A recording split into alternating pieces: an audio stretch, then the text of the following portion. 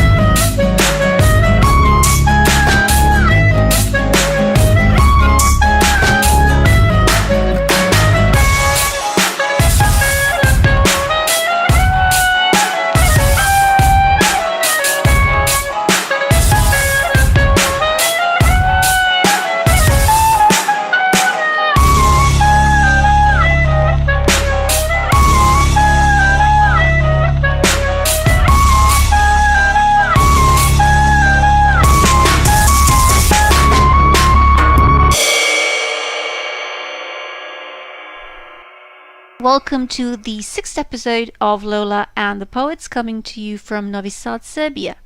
And we will be talking on plant wisdom with Don Roberto, medical anthropologist and medicine man based in Taiwan. My name is Milana, and I shall be your host.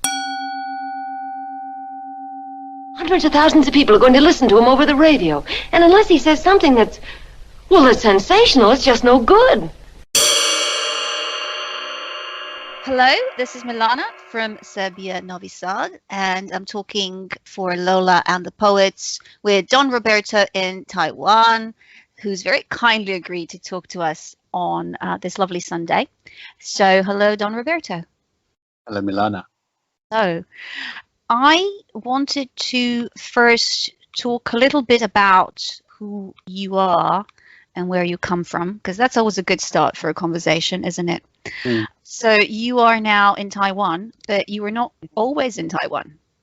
No, I was actually born in the UK. You're born in the UK, but your lineage is not only UK. Is that correct? That's right. My mother's Spanish and my stepfather was Indonesian. So essentially, if we go back to that kind of beginnings, it's really fertile ground for my future life, because I grew up as a third culture kid. And in fact, I was living in England, in London, in a place called Ladbroke Grove behind Notting Hill. And so 6 years. And basically then we moved to Indonesia and suddenly I'm in a whole new environment, a whole new culture, a whole new language. And it was very disorientating, and it demanded adaptability and flexibility. So to be able to accommodate all these different nuances and shifts, and also to really learn the language just through exposure, not having to formally study it, just have to land on my feet and be able to run, because they put me into a boarding school. So I had to really run with that very quickly. And within 3 months, I was actually thinking in purely Indonesian. I remember one day in the car going, holy moly, I'm not even thinking English anymore. I'm putting everything in Indonesian. So that was actually very surprising to have that kind of experience, to be able to switch codes so quickly and so easily. Yeah, I think that's really, really an interesting point that you're making, that it probably really facilitated who you are now from very early on. I find I have a similar experience because I'm from Yugoslavia, and I lived in Iran, and I went to an American school there. So it's like 2-3 worlds combining at the same time. How was that for you then? To this intersection of coming back from a Yugoslavian background and family, being in a country that was Middle Eastern essentially, well, far Middle Eastern, and then in an American Anglo environment. I found it very comfortable. It was an international school. So it was not only an American school, but it was an American international school. So all the kids from all different, people in different companies from different parts of the world that worked in Tehran at that time were there. So from very early on, I was very comfortable with an international environment. And because it was I think I was 5. I must have been 5 when we left. So it was kindergarten. So I became bilingual really early. They just dropped me there in the kindergarten and like learned the language. And I had to. And my dad says actually that it was that I started talking like literally a couple of weeks in. He was just so fascinated by that process. It was probably terrifying for me as a kid, but I don't remember it being so terrifying. I remember it being very interesting. It was an adventure. That's what I would say. Everything about it was an adventure.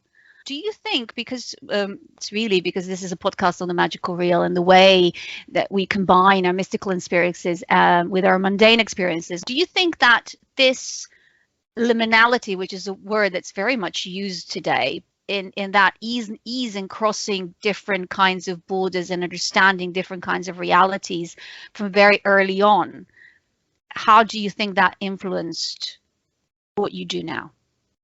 Oh, massively. I wouldn't say that it was easy initially. I remember that two things that stood out in my memory of being there. First one was, hang on a minute, it's Saturday. Why do I have to go to school on Saturday? This is most unfair. Because of course, we're in that part of the world, they do go to school on Saturday. So I remember the resentment. Exactly, and then when December 25th rolled around, I was like, where's the snow? I was indignant, like they'd been robbed of my, idyllic Christmas, so to speak, with snow and everything complete. But we're in the tropics, so it wasn't easy to accommodate that change. But then other things I flowed with, and I wasn't necessarily nuanced in terms of social distinctions. I used to play with the servants' children, so and we play in humongously dirty carpets. We'd roll up and do that, but I didn't care because I didn't know about these things. And so there was also contained within that experience a sense of equality and a sense of reduction of what I would have normally developed a sense of in the UK, perhaps, of us and them and being different. Exactly, I was very much a part of that naturalistic environment. So the question was, did it shape my later formation? I think it was part of the formation. I think when somebody's monolingual and living in one country purely, there is such an attachment to the way things are as being natural and static and divinely perhaps organized. This is the way men are, this is the way women are, this is the way we relate to each other, this is the way things are done. And I think exactly, this is the way that we ride the bus. Even exactly. And I think you probably had that kind of what's the word, relativism. I mean, you'd be able to compare perhaps how something was done in one scenario as opposed to how it would be done back in Yugoslavia. Now, did you get to contrast things? Although you went to an American school, international school, did you get to have interfacing with Iranian culture in any meaningful way? Yeah, of course. Yeah, it was. There were Iranian children in my class because some Iranians sent their children in to American schools or to British schools, and there was also a lot of families. Like there were families with people that my parents had business relationships with, that they also developed friendships with. I didn't learn Farsi, which is a great regret. I understand. I can't say I understand some of it. It's just some words pop out because I never went to classes, which just shows you that it wasn't really. It was more. I was immersed in the culture in the sense of it. It was a feeling. The feeling of Iran, when I recall it in my mind, is the feeling of home. But in that setting, in that combination of both it being international and being of a particular space in terms of psychogeography. Was it temporarily located in the sense of that being the home of that time, or was it more a spiritual home?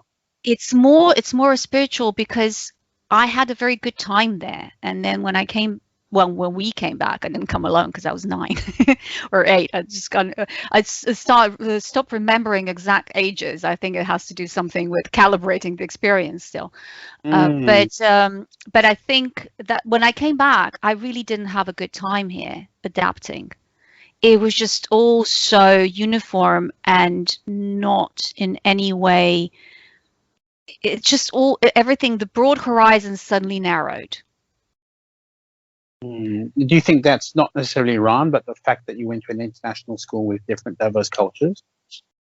I think it had to do with many factors, just like with you. You know, it had to do with the factors. It's now because we're now talking about how much, what all the setup, all the societal setups, all the societal almost permanence in a society that change over time, over hundreds and hundreds of years.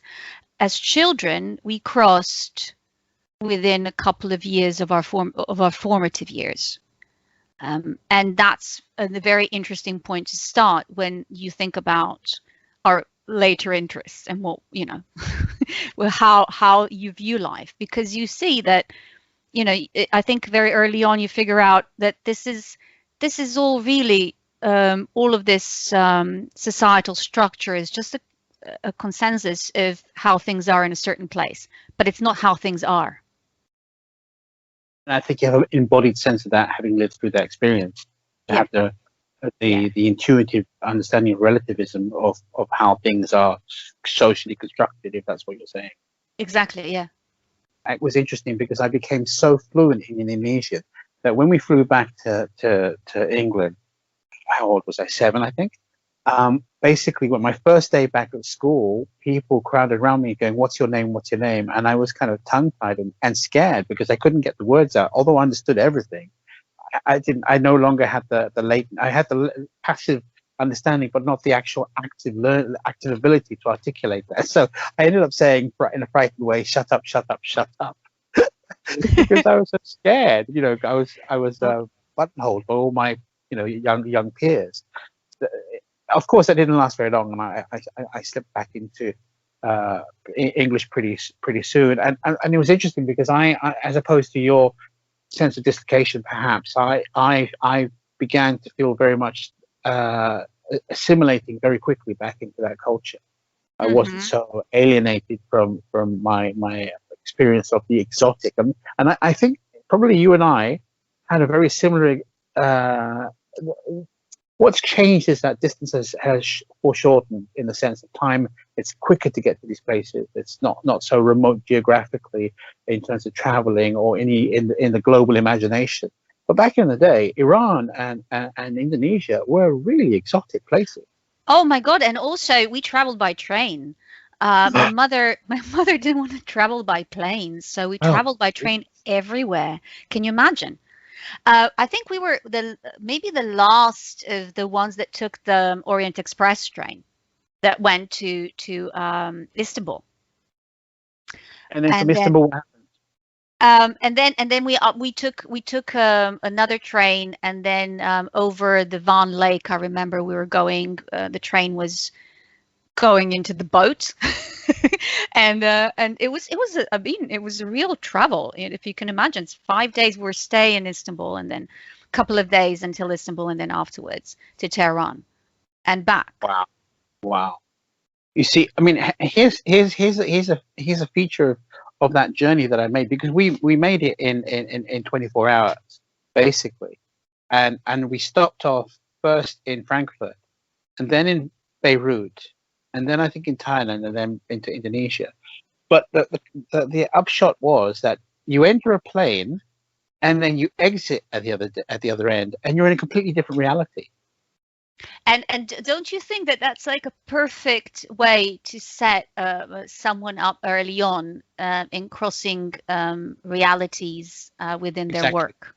Exactly. It's this kind of the sense of a portal.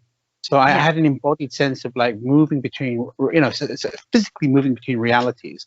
Boom, you're in this reality.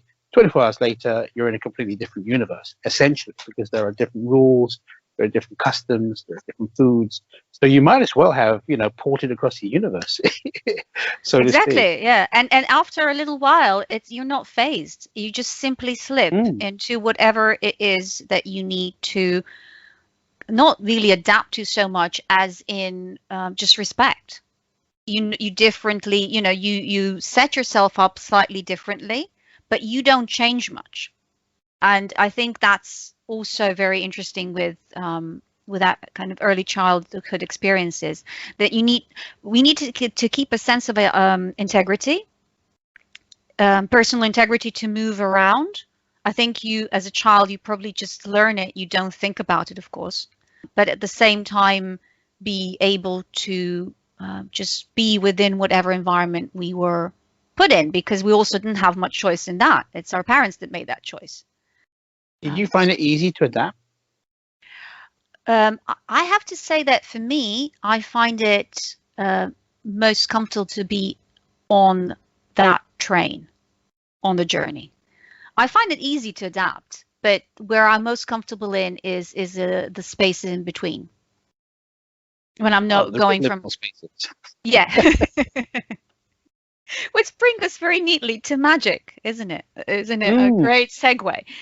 So yeah, so the question being the question of the podcast: what was magic to you, and what is it now?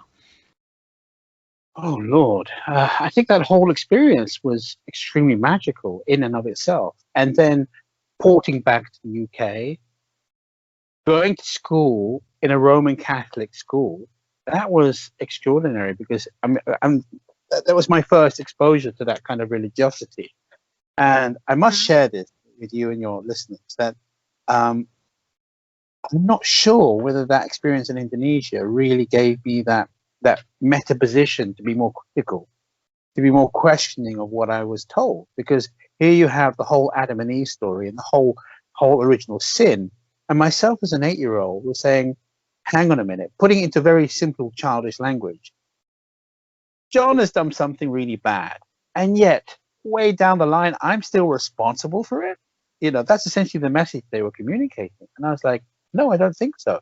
This doesn't make any coherent sense, that I am responsible for being the inheritor of the original sin of something that Adam did because he wasn't very smart or whatever. Does that make sense to you? I mean, even as an adult, it doesn't make any sense to me. No, it puts you in a position to not only question what bus you're riding, but what you're being told. It's exactly. Because it's the same thing for a child, isn't it? The rules are rules. So if rules change from one place to another, then stories change from one place to another. And then you can look at stories from a point of view of someone that is looking at them changing geographically, and therefore changing within what it is that you would take from it or not. I think that makes sense completely, that suddenly you're put in an environment that's very married, let's say, to a narrative, right? And then well, I mean, I must be honest with you. I mean, when I was in Indonesia, I went to a Dutch boarding school run by nuns, but they hadn't begun the catechism yet. Okay, we just had to pray to Jesus before we went to bed, and that was it. But here we're now getting into hardcore, dogma or creed. So that was the beginning of like, hang on a second, this doesn't make any sense to me. And therefore, the whole questioning approach to what I was being given was basically began there. So in a sense, if you are a believer, then you are believing in this mythology, in this creation myth, and that is the magic for a lot of people. That's how it all began. And yet I'm standing on a very different viewpoint, saying I can't join in on this. And not only can I not join in on this, I'm watching your behavior as nuns and priests, which is so far removed from what you're preaching in terms of the violence, in terms of the control and all of that. Does that make sense? Oh, absolutely. It makes sense not only that you are able to remove yourself from being in thralls of a particular kind of mindset, but it does speak to the skepticism that would then put you on a different path in searching of what it is that you actually believe spiritually. Absolutely. So, in fact, here's the thing, because that was such a bedrock negation of what I was being instructed to believe, that when I went through and looked at the whole logic, I went to myself, well, hang on a minute, and if this is not true, if there is no original sin really to validate, then there is no reason for atonement, essentially. There is no reason for Jesus if it's not a true thing. So it I kind of think it separated me from the adults. I'm like, why are adults believing this? This doesn't make any sense. So again, that's also parallel to that is a kind of skepticism towards their belief structures and the authority with which they have. For example, they would just say, "Oh, we had enforced confession on a Tuesday afternoon, where we children would have to trudge up some stairs to the fourth floor, and there was a lonely priest, and he'd be listening to us and saying, 'Well, what did you do?' We're like 8 years old. Kids are kids." And then he said, I often could rack my brains for something negative that I'd done or something sinful that I'd done, and I'd make up an excuse and make him not feel bad and waste his time. Yeah, just and to have material, for the, so yeah. I'd have to lie in order to create a story. And then, Yeah. but you see, the interesting thing was, he would say, "Okay," and all you have to do is say 10 Hail Marys, And I was thinking, that's it. That's my get out of card. I could do whatever I want bad, and I could just have to recant or recite these 10 Hail Marys, and it's the score is even. So But don't you think it's amazingly, it's such a pity. I mean, my story was different because the whole setup I was in after I came back from Iran was atheism, because it was socialism. Wow. So it was believing in God and believing in anything spiritual other than, traditionally grandmothers and families that would be maybe in the countryside and maybe would go to church. But it was considered, it's like, it's more a folk thing. Oh, this is just a traditional thing. You would go to Slavas, which is the feast day of the saint of the family, patron saint of the family. But there was nothing there. It was just form and respect to tradition. But you were silly if you thought that something else existed other than dialectic materialism. So it was just silly. It was just silly. You were considered silly. And like I said, church was rationalism, right? It was yeah, exactly. It was a church of rationalism. It was a religion for sure, but it was not, it was not, it was purely a mind construct, which is mostly everything that is connected to a dogma. But this was really connected to just, the God of science. And then what happened during all of that is that I started having, I always thought there was something other than what we can see, hear or touch with our five senses. And I just kept going with it. And I started believing, and not believing, because that's the wrong word. I started talking about aliens as a normal thing. And I was just considered by my family to be eccentric as a child. And I was interested when you were talking about aliens being a normal thing. I was, the first time I had an experience of an ilk was right when we came back from Iran. So it must be like 9 or 10. And because I kept having certain experiences, they were very normal to me. I wouldn't just talk about them, because I understood very early on that you had to frame them in a certain way for people not to get, too bothered by them. So just, I think when I was 9, when I first saw a big ball of light. Really? Well, yeah, I woke up in the it was not the morning, but it was maybe, I don't know, 5. It was dawn break. And I woke up suddenly, and I saw a big ball of light, a big ball, not ball, a big round ball of light in my window. And I just said, "I'm not ready yet." And I just went back to sleep. Yeah. And that was a very... How close to your window? It was just right on my window. So it was just outside my window. And that was an experience I distinctly remember now. I had other experiences too. I would pick up on things, like I would pick up on things that would happen, and then they would happen and go, okay, so yeah, that was very private. If you can imagine being in a society of atheists and a family.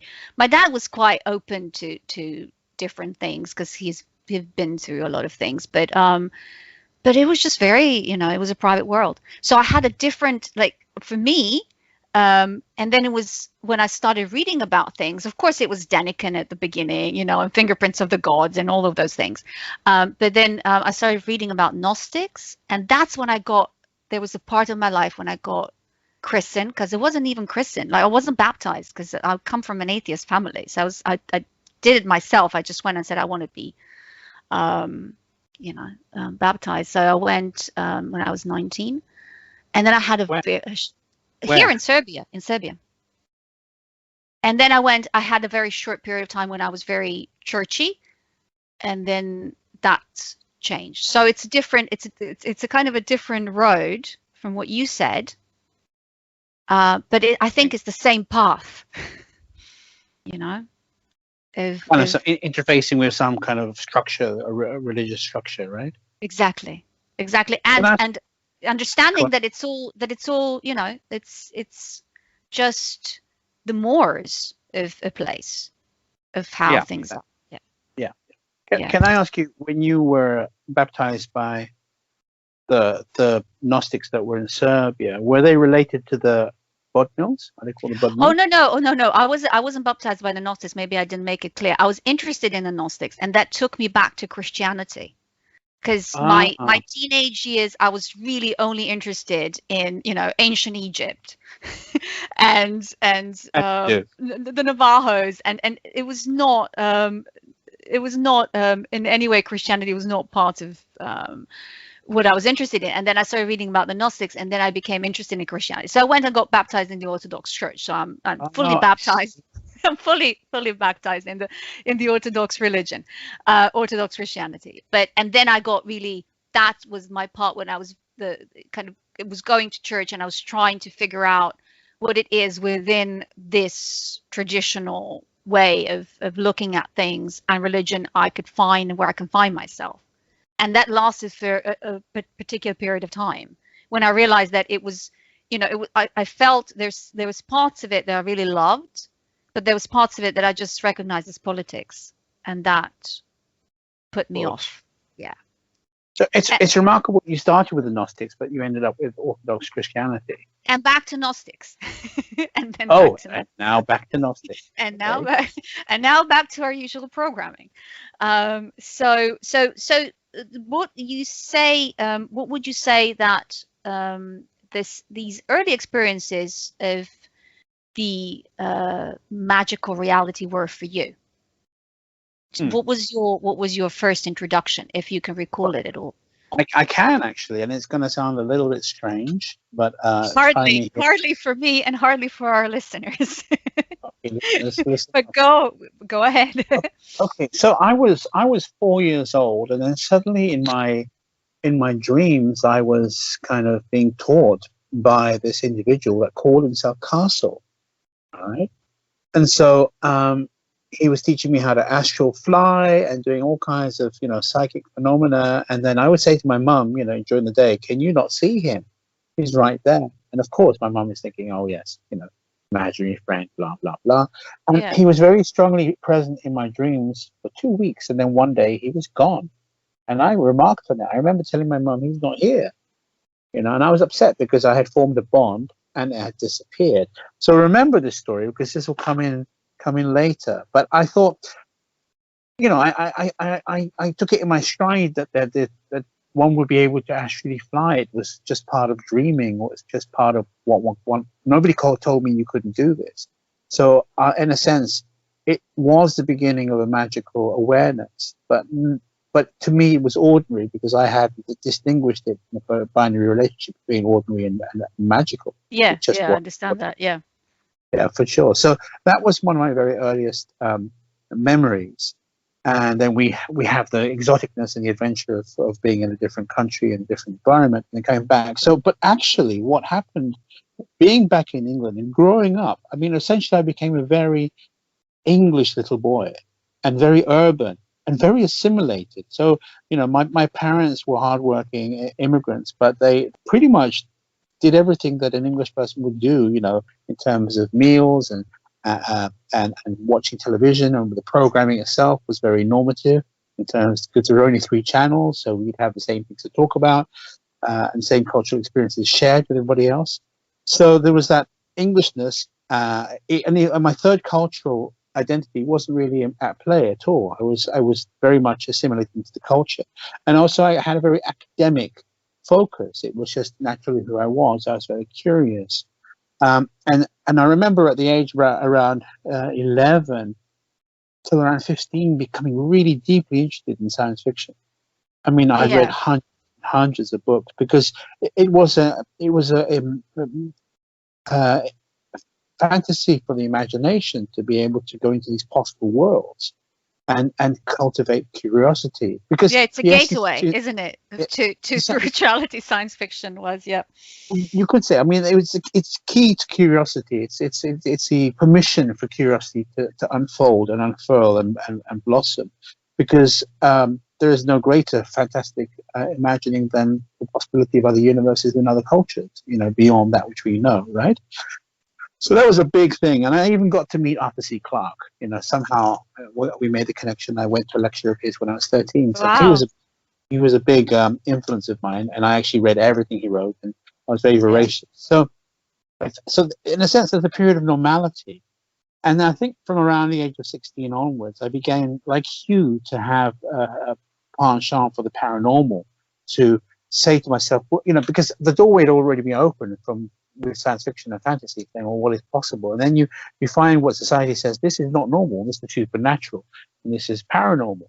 So then you have to say to yourself, why? I was asking myself, why is this? Why do these things exist?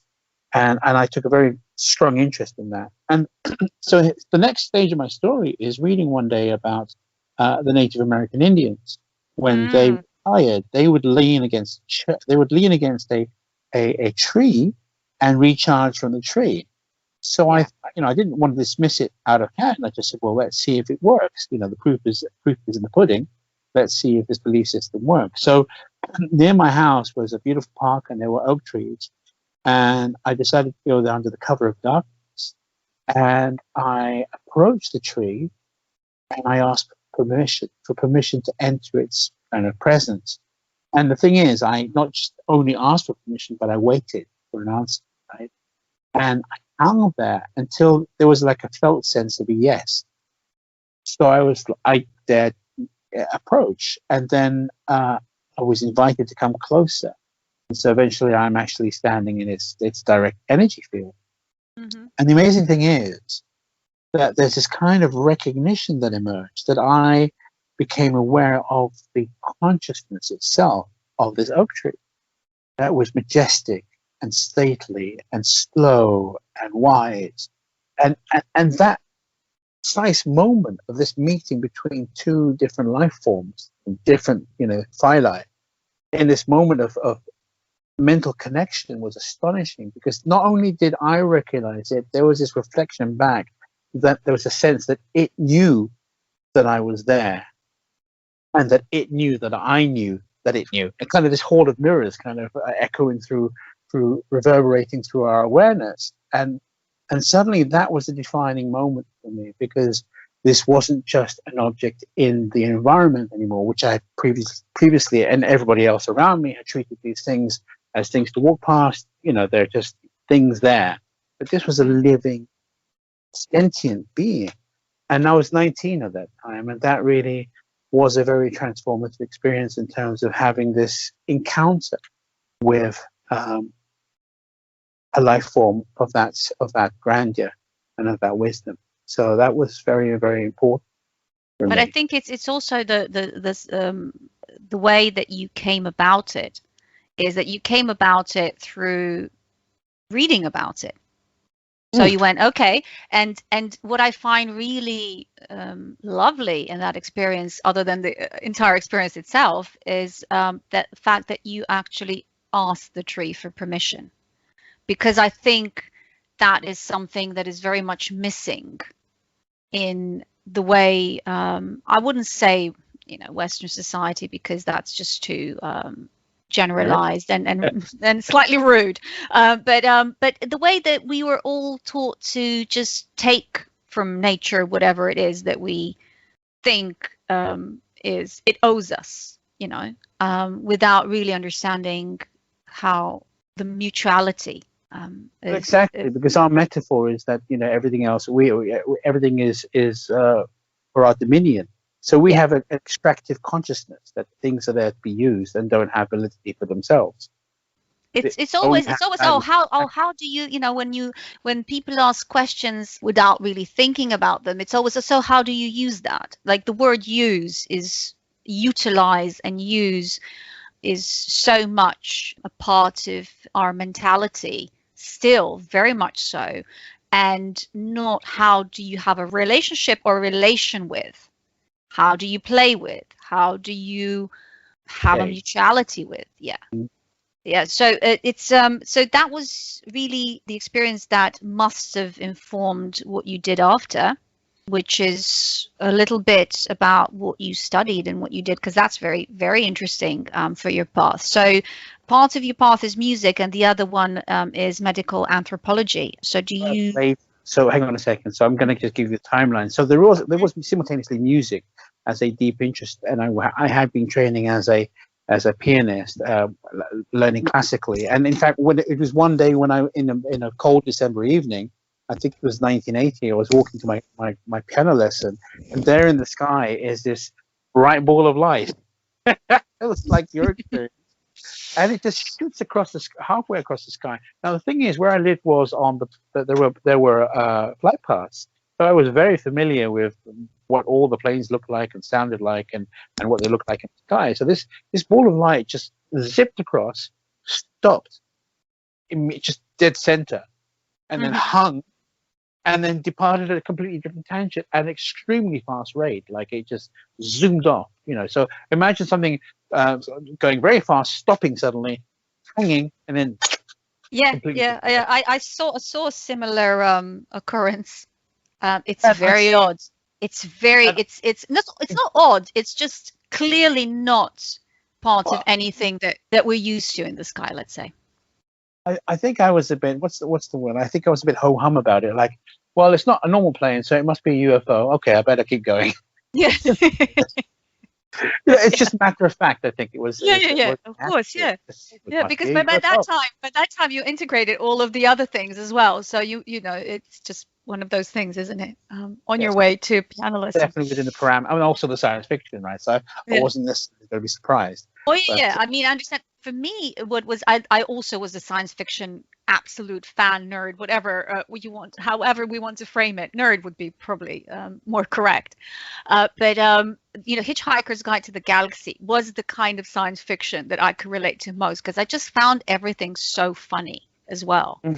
There's always this element of the comical, and also the juxtaposition of our lives as it is, and how people just go about their business, and then everything else happening at the same time. And as a child that has this liminality within them, and understanding how borders can be and worlds can be negotiated and crossed, you suddenly realize that there's a fun in it. It's not all ominous. There's also things about it that are quite funny, although they're very serious.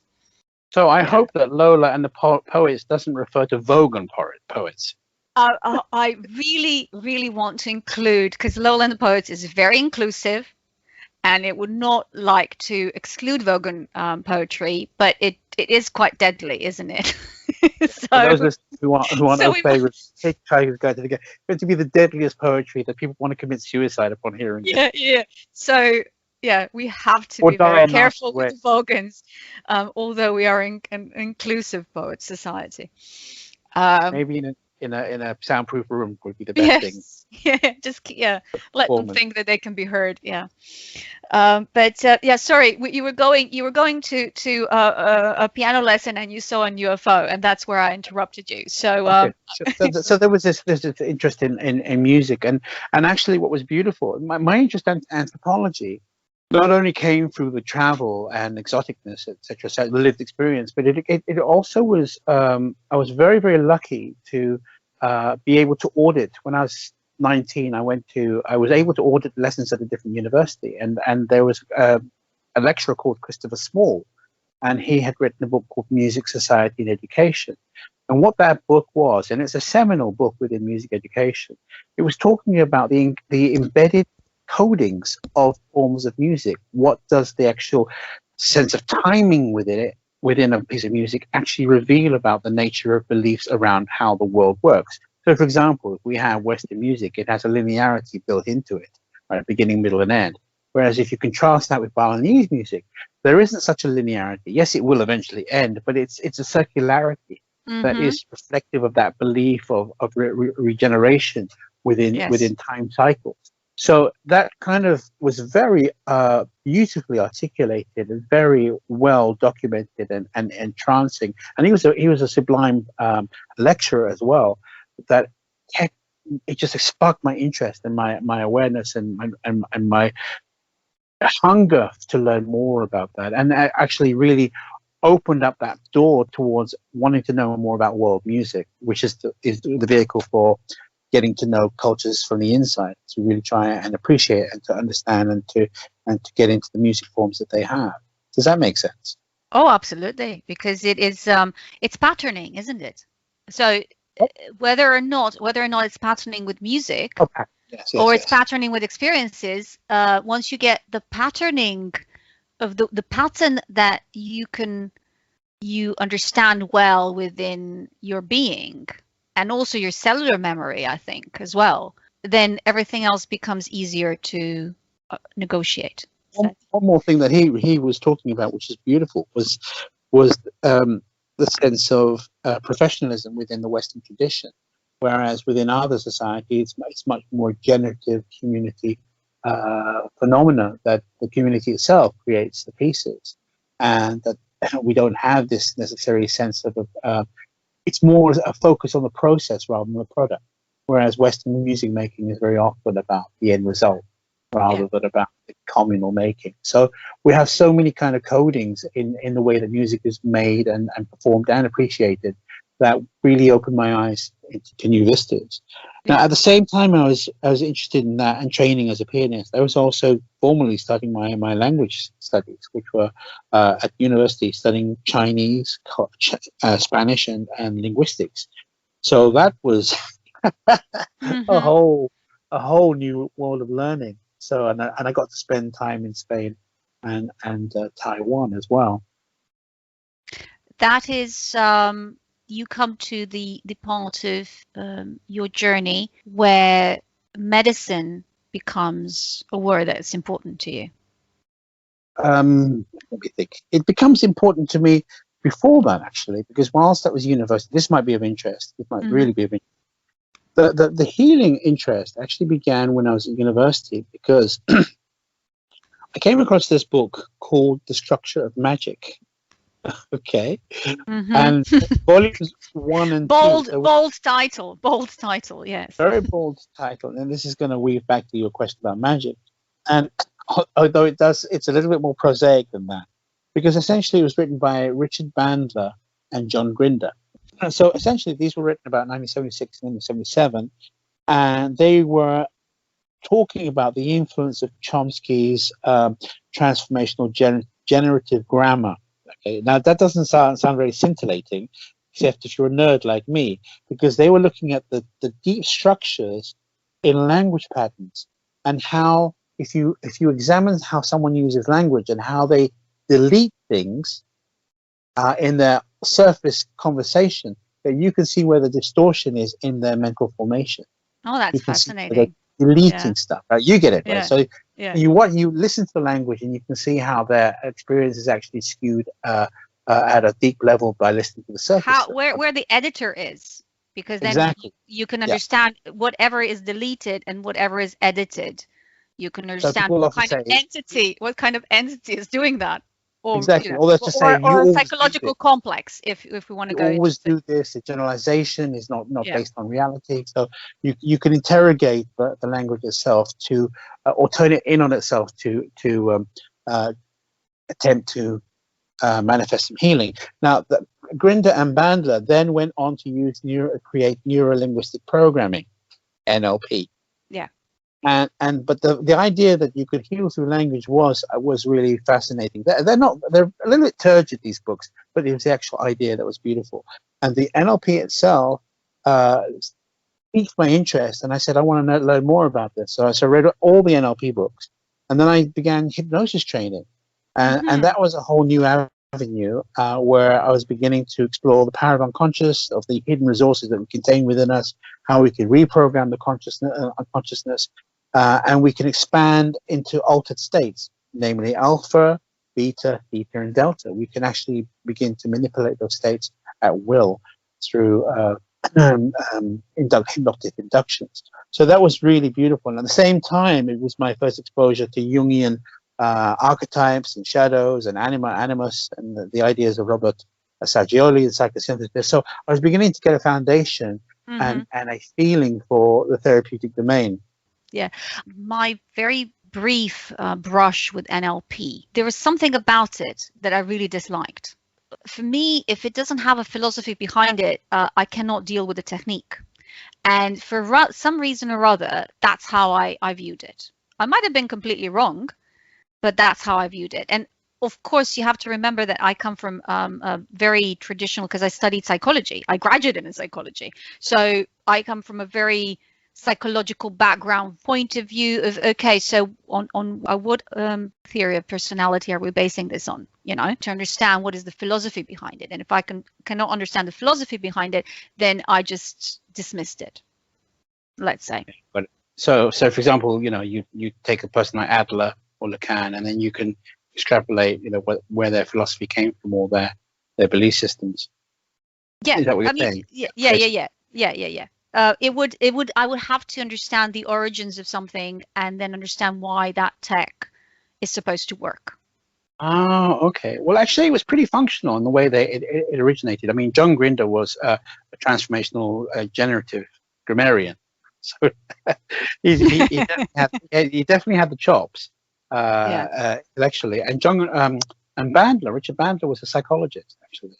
So how that initially, I mean, this is a bit digressive, but how they initially began working together, it began as modeling projects.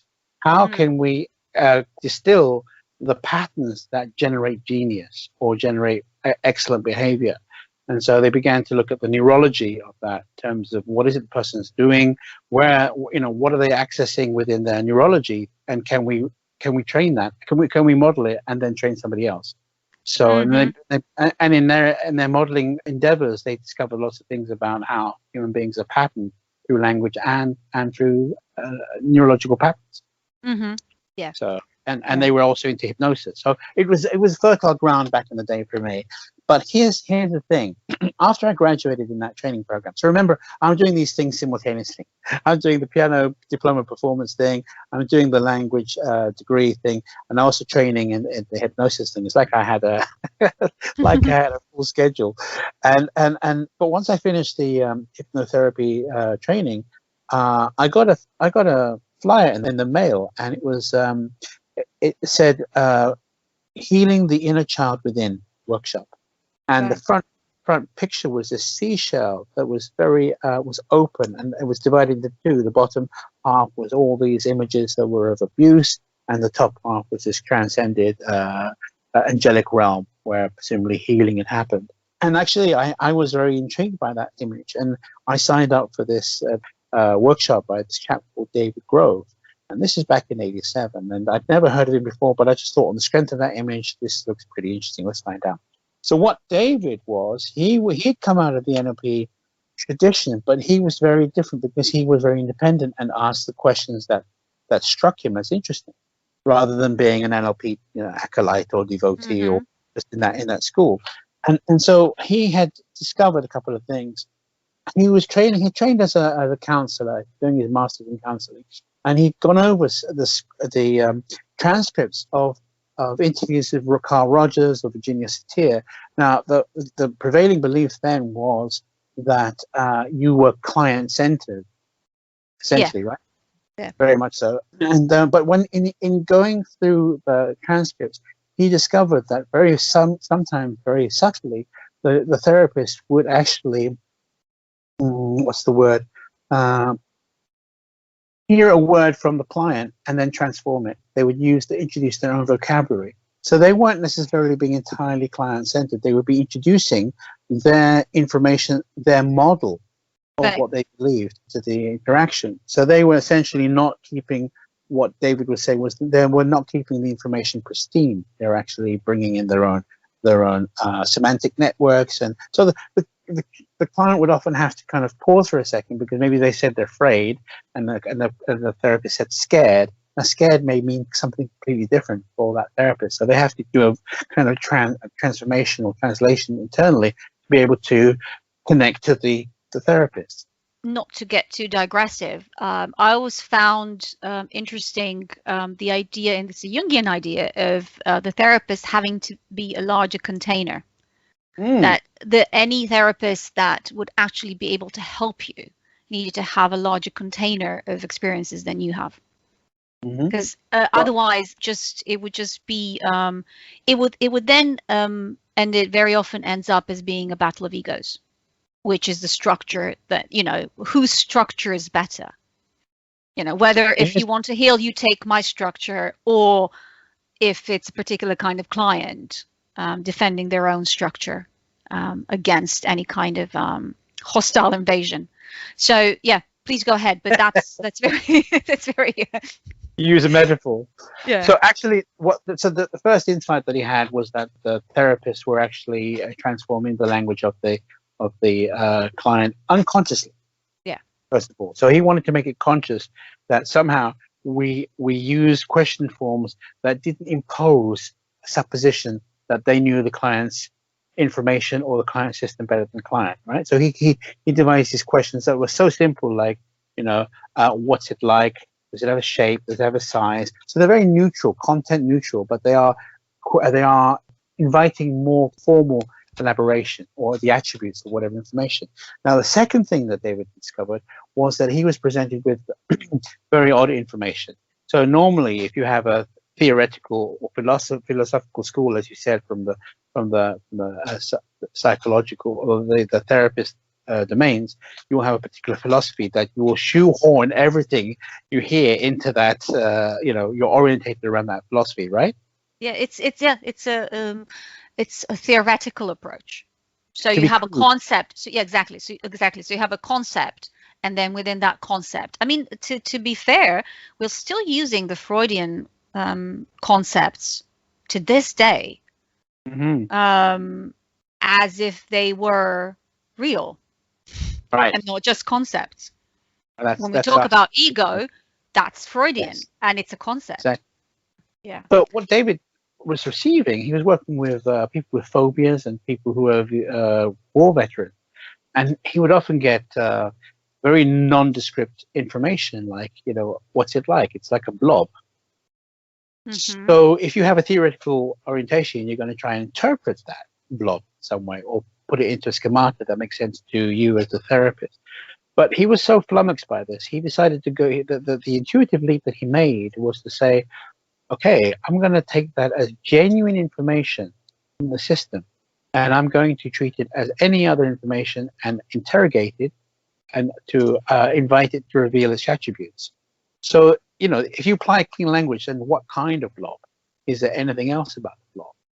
And what might else be there? So he slowly discovered that very often there was a lot of encoding in this information, or these somatic expressions that, so you said, like, the person who had a theoretical perspective would basically kind of bring that to bear, but he wanted to be as neutral as possible to allow the system to discover itself without any kind of leading edge from the therapist. So as he did that, what was amazing is that the metaphor landscape would evolve and would reveal itself, and the systemic nature of that person's reality would actually demonstrate itself through them being able to articulate attributes of location and temporality. So he discovered a whole new world that was extant within the individual that was just astonishing to watch. Because that's when I went to watch him, he was working with this concept of the wounded inner child, because very often the child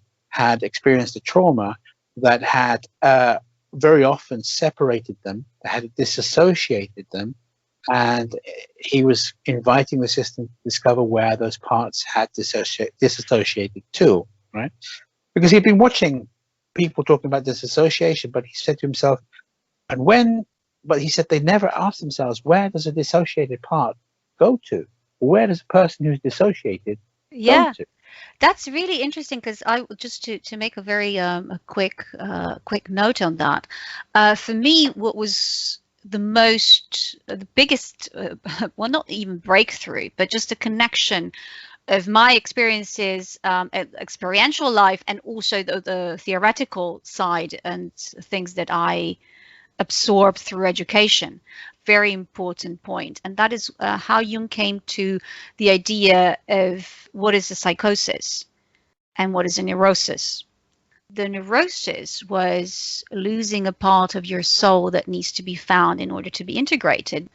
And the psychosis was when a foreign construct, a concept, entity took you over that doesn't belong to you, a spirit.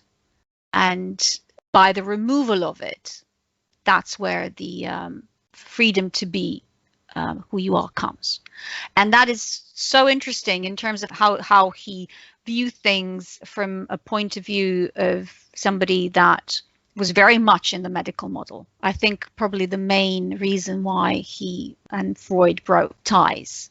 So if I understand you right, the psychosis, could it essentially be the imposition of a way of knowing or a way of being that is alien to your system? It's being consumed and overtaken by an archetype. Oh, an archetype. Exactly. So this is the so being consumed and overtaken by something much larger than you, which is then being consumed by an entity that is larger than you. The neurosis is basically soul retrieval. So I was watching this in real time. So here's my experience watching this person asking the simpler questions that unleash this whole flow of information from the client. And all the client is doing is they're continually referring back to their system, interrogating the system. And the system itself is updating in real time because it's discovering new things about itself. So traditionally, I mean, people would say that you're not healing because you don't have the resources. What David discovered is that, yes, people actually, in the actual symptomatology of what they're presenting, therein lies the resources that they need for their healing, except the resources are not in the right place. And it's itself can find out how to restructure by knowing itself, by applying the wisdom that it already possesses, then healing can happen because it's not externally imposed, it's internally generated. It's a rearrangement, and it's an up-leveling of the self-organization. Yeah, the system heals itself rather than yeah. So it was amazing to watch that because there was an elegance and there was a respect and there was a non-invasiveness, because he would say to us, I don't know anything about how the system works, but I can ask the questions that allow the system itself to reveal and to demonstrate the map and the inherent logic that's contained within it, so that itself can find its own healing. Mm-hmm. So, and again, watching him, he would be, he used to say the wisdom of the system, which is a very beautiful phrase. Yeah. And I'd watch him working with various elements of a fragmented psyche that he would create a context, and he would hold huge amounts of disparate parts of information in terms of spatial information, where things were and the nature of things. He would hold it all together, and then he'd ask the most elegant, simple question, and would X be interested going to Y, this other thing, right? And there had been a connection that had never been made, and suddenly, boom, there's the resolution, there's the healing, because the system goes, oh my God, I never realized I could do that. in a way, that's very similar to the integrative arts therapy that I've been going to Professor Snežana Milenković, her approach, but that is done through the image, through Yes. It's not through language, but it's through the language of images. Yeah. But it's a very similar approach. It's allowing the system to diagnose itself through a creative means. In the case of art therapy, art psychotherapy, integrative art psychotherapy. So what was beautiful for me was to see the reality of this ancient. I didn't know at the time because it was the first time I encountered it, but this was the nature of fragmentation, the nature of trauma, and the nature of soul retrieval and reintegration at such a holistic and organic way and respectful way. And also what the lesson was the appreciation for the unique systems of the individual. Every individual's metaphoric landscape is entirely different and works entirely different ways. And there is, underpinning all of this, is this enormous mythopoetic nature that we all have. We all have landscapes that are potentially hugely mythical and hugely poetic in nature. Does that make sense? Absolutely. It's a personal myth. We're all living a personal myth. Yes. And to understand this personal myth, one must first see what the poetics of the person are, as you said, but also gain permission for that. Because I think that, of course, a great part of it is unconscious. Because all the things, there's the personal myths that we create within our lifetime. There's the ones that we inherited through our narratives, through our lineages, and then there's the Akashic ones that we live through. So this new myth is a combination of all of these myths. And that's why it's so personal, because it's a symphony. Everybody has their own symphony, and to understand that symphony, no, absolutely, yeah, you have to first listen to it. It engendered a lot of respect, and a lack of assumption in terms of watching him. In fact, his genius was such that I felt in his presence and watching him work. I said to myself, I am in the presence of a genius of a level of a Freud or a Jung, because the work he was doing was magical. Yeah, it was absolutely stunning. And later on, I learned that his work was derived from being a Maori. He was half Maori. Oh, okay. So his work was originated in the Maori sensibilities and ways of knowing, and learning from the landscape, and understanding that knowledge pre-exists in the terrain. So wow, it was. I mean, he really became a mentor for me in terms of his accessibility and friendship. So a tremendous figure in my learning, and to have witnessed him working as well many years. So wow, David Grove. That was what you said, that the pre-existence of it in the terrain is really interesting for me. So how did you then go to the terrain that now is very important to you, which is Peru? Let me just tell you two things that happened. A little bit later after that, I had an experience, my first experience in a flotation tank. So I was really hungry to have this experience. And so I get into this flotation tank, and I was a big fan. In fact, I must say that my spiritual journey began with John Lilly. Have you ever heard of John Lilly? Yeah. Right. So he's a developer of the isolation tank, and he worked with Satishans and all that. And so when I was 19, I remember getting the magazine called Omni. And Omni was a mixture of science fiction and fact reporting. And there was an interview with him, 1981, I think it was, this edition. And I'm reading his life story, and he's taking drugs and getting paid for it. And I'm thinking, and journeying the universe. I'm thinking, they didn't tell me this as careers advice. I didn't know this was a possibility. Yeah. So that kind of lodged in my psyche, like this is a really amazing thing to explore in terms of conscious exploration. So I had an opportunity to go to a flotation tank, and in there I was just checking out my facilities. And so I would say, recall Mozart Symphony No. 40. Boom, it's like the best audio possible, and I could hear every line, and I could play around with it like a computer. I could say, slow this down, let me isolate the trumpets or whatever it is.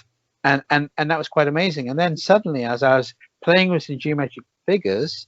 Check this out. Suddenly there's a kind of flash, and I see this impossible and non-3D figure. It's almost like a 4-dimensional figure that I'd never seen, but it's like something it had impinged from almost the archetypal realms into my consciousness, and I recognized it. It didn't last long, but I just went, I know you. So something had kind of moved from the into the 3D realm, from the 4D or 5D realm, that I had an intuitive sense of recognition. That was quite astonishing for me. It's all pebbles, really, isn't it? Because the experience of what you're doing now drew you in through various experiences that eased your way. Yes. And that I find very beautiful, because there's such I wouldn't say design, because that's a very loaded word, but there is a luminosity and a purposefulness in it. There is something within it that really positions you synchronistically in a certain space to have a certain experience. Yeah. Serendipitously. At uni, I was doing linguistics, and I make a proposition to my supervisor, like, can I do this thesis on xenolinguistics, like the possibility of communicating with alien beings? And they were like, okay. So I went off and I did the research, and then I realized actually it was a bit too much for me at my intellectual level at that point. I didn't have the foundation. So I narrowed the focus on biolinguistics, the evolution of language. Why do we have it? So it's a symbolic representation, blah, blah, blah. And I was lucky because when I went to Spain as part of my year off, I was in Madrid, and I went to the Delphinarium, and I spent a lot of time at the Delphinarium just hanging out with the dolphins, right? So then one day, I'm sitting by the edge of the pool, and suddenly, her name was Mary, one of the females, she popped up, and then she looks at me, and then she just radiates this whole sonar for like a minute or two. It really felt like an energetic download. I know it sounds so cliched, but I was being bombarded by sonar, and knowingly.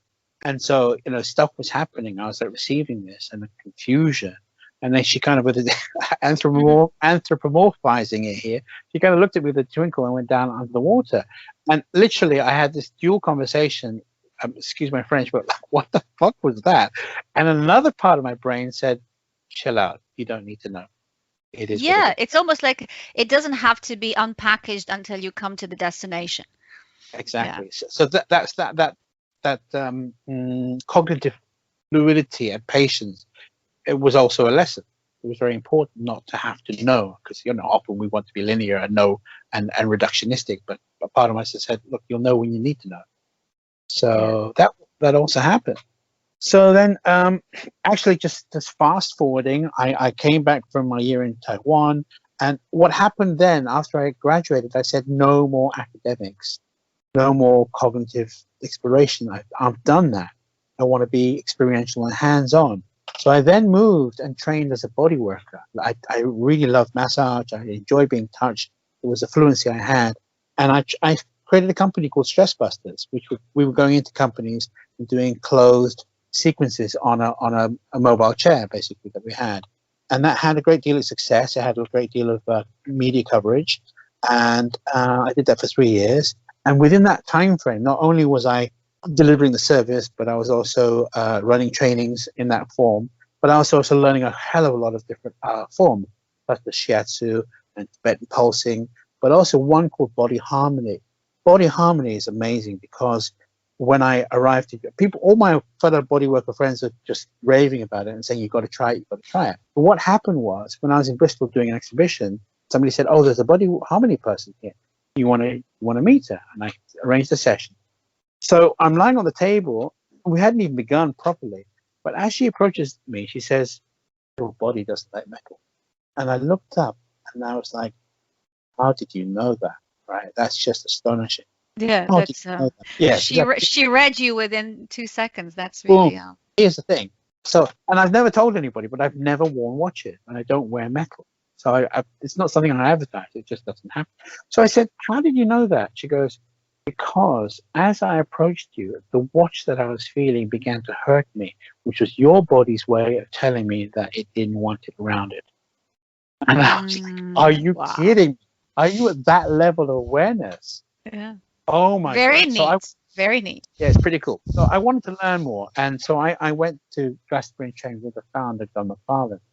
And really, it was astonishing because I had to drop everything I'd known. Of course, I'd known all these forms, and I know what to do here, and I know where the muscles are. But this is a whole different ballgame. Essentially, what you have to do to do body harmony is you have to listen. The philosophy behind body harmony was that every body has a story to tell. It is waiting to tell it to the person that can hear it. Yeah. But if you go in with an agenda, I'm going to do this and this and this, you're not really listening. You're imposing agenda. You're imposing a structure, and you haven't heard what the body needs. So what in body harmony, sometimes you'd have to stand 6 feet away, asking for permission. Here we come back to the permission thing, right? Asking for permission from the body to enter, and then it would give you a flight path into it that it would test you at every moment. Are you listening? Are you listening? Here we go. There we go. We go back a bit, and so it's a very intricate connection. But by the time you reach the first epithelial level of the skin, and then you're ready, you've made a huge connection to the body, and then you can. It's basically about consciousness. So from encountering the skin and not compressing it, not pushing it, whatever, but actually molding yourself to it, then you can use your consciousness to drop into the body and travel within the body. You actually learn where the body starts. Well, it doesn't. Well, when you put yourself to the position that you ask to enter the realms of the body, then you see that position can be quite far away from the actual person standing in front of you.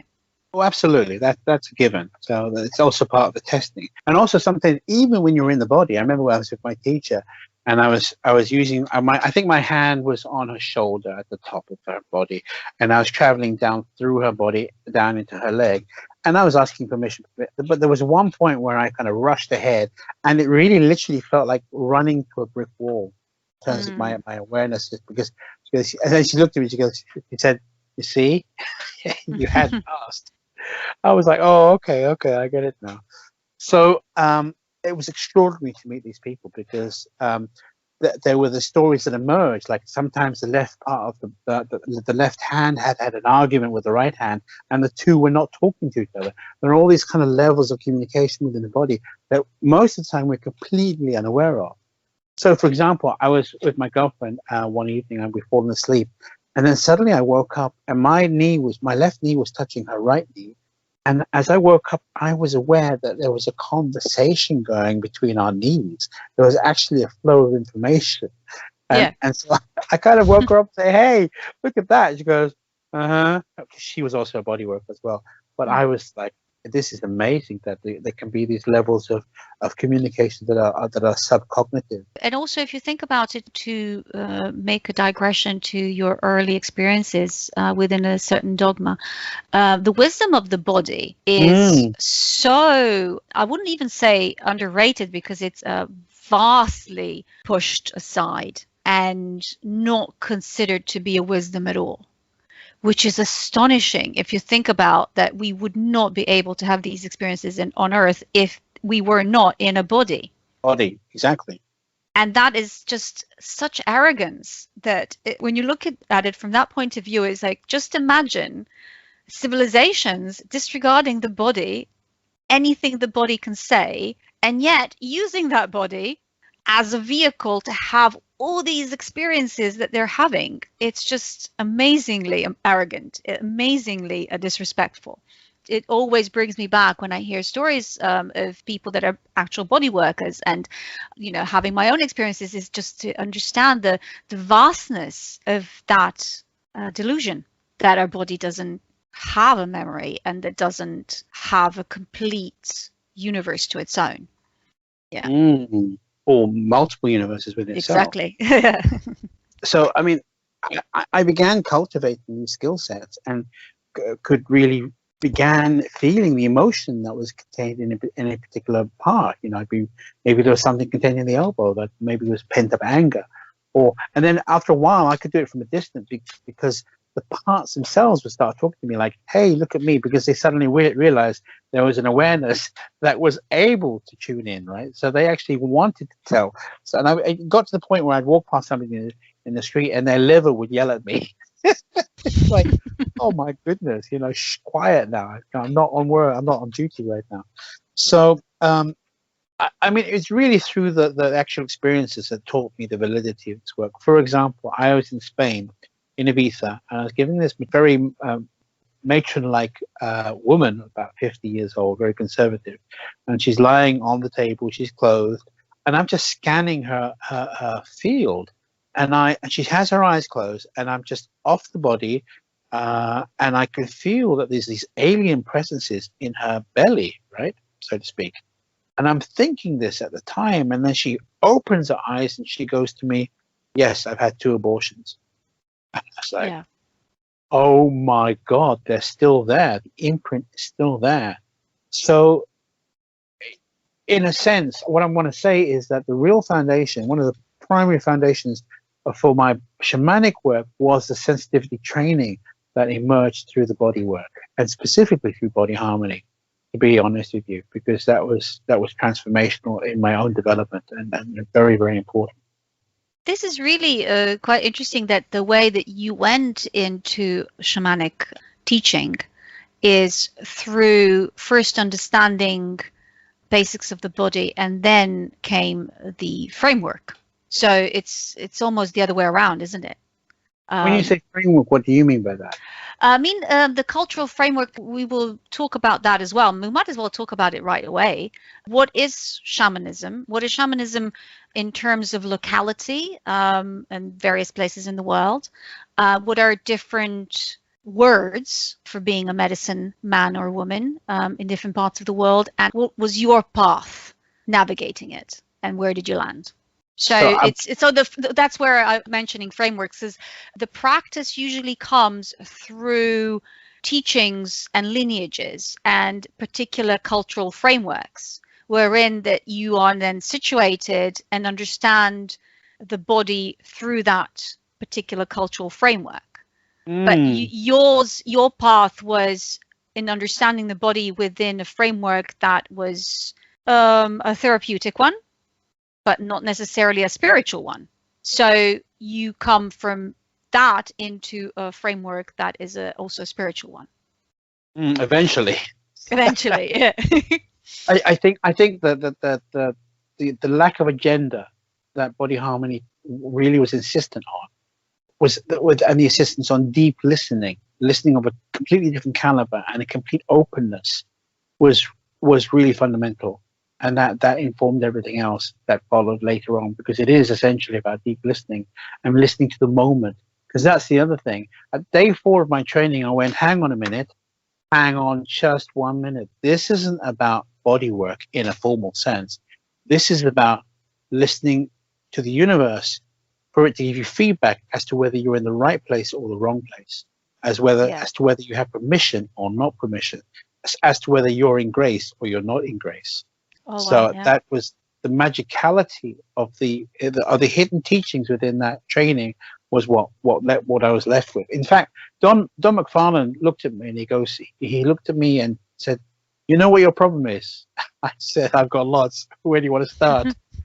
And he said, "Your problem is you know too well how to make things happen." So I said, "Yeah." And he said, "What you need to learn is how to let things happen." Yeah. Go on, sorry. Allowing. No, it's wonderful.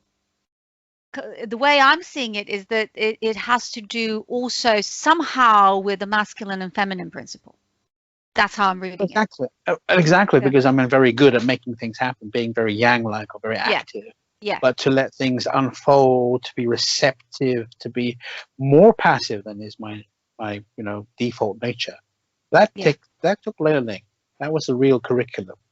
Yeah. And I hope I've done him proud. Yeah, I'm sure you have.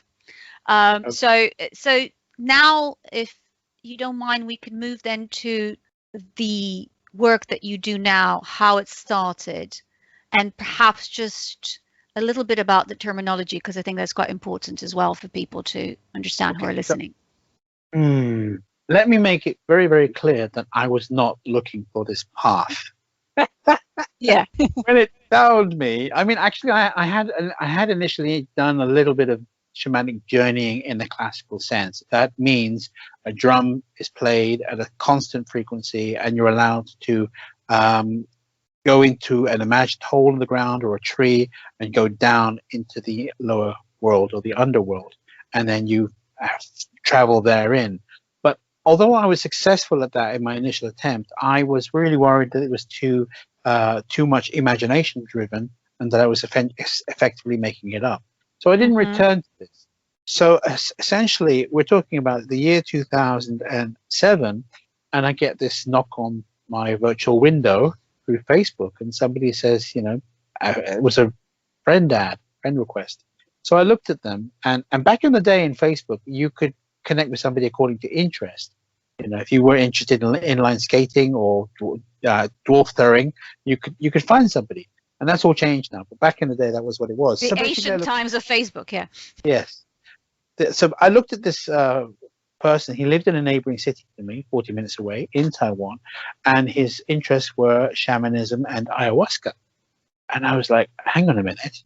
I remember reading about ayahuasca 20 years ago when I read the book The Way of the Shaman, which was written by an anthropologist who had spent time in Peru with the Shipibo Conibo, and he'd had the most powerful takeaway about the first chapter is that, first of all, they really didn't want to give it to him until he'd really proven himself. And then finally, when he did have the journey with the ayahuasca, it was a humongous, mythical, cosmic, universal journey.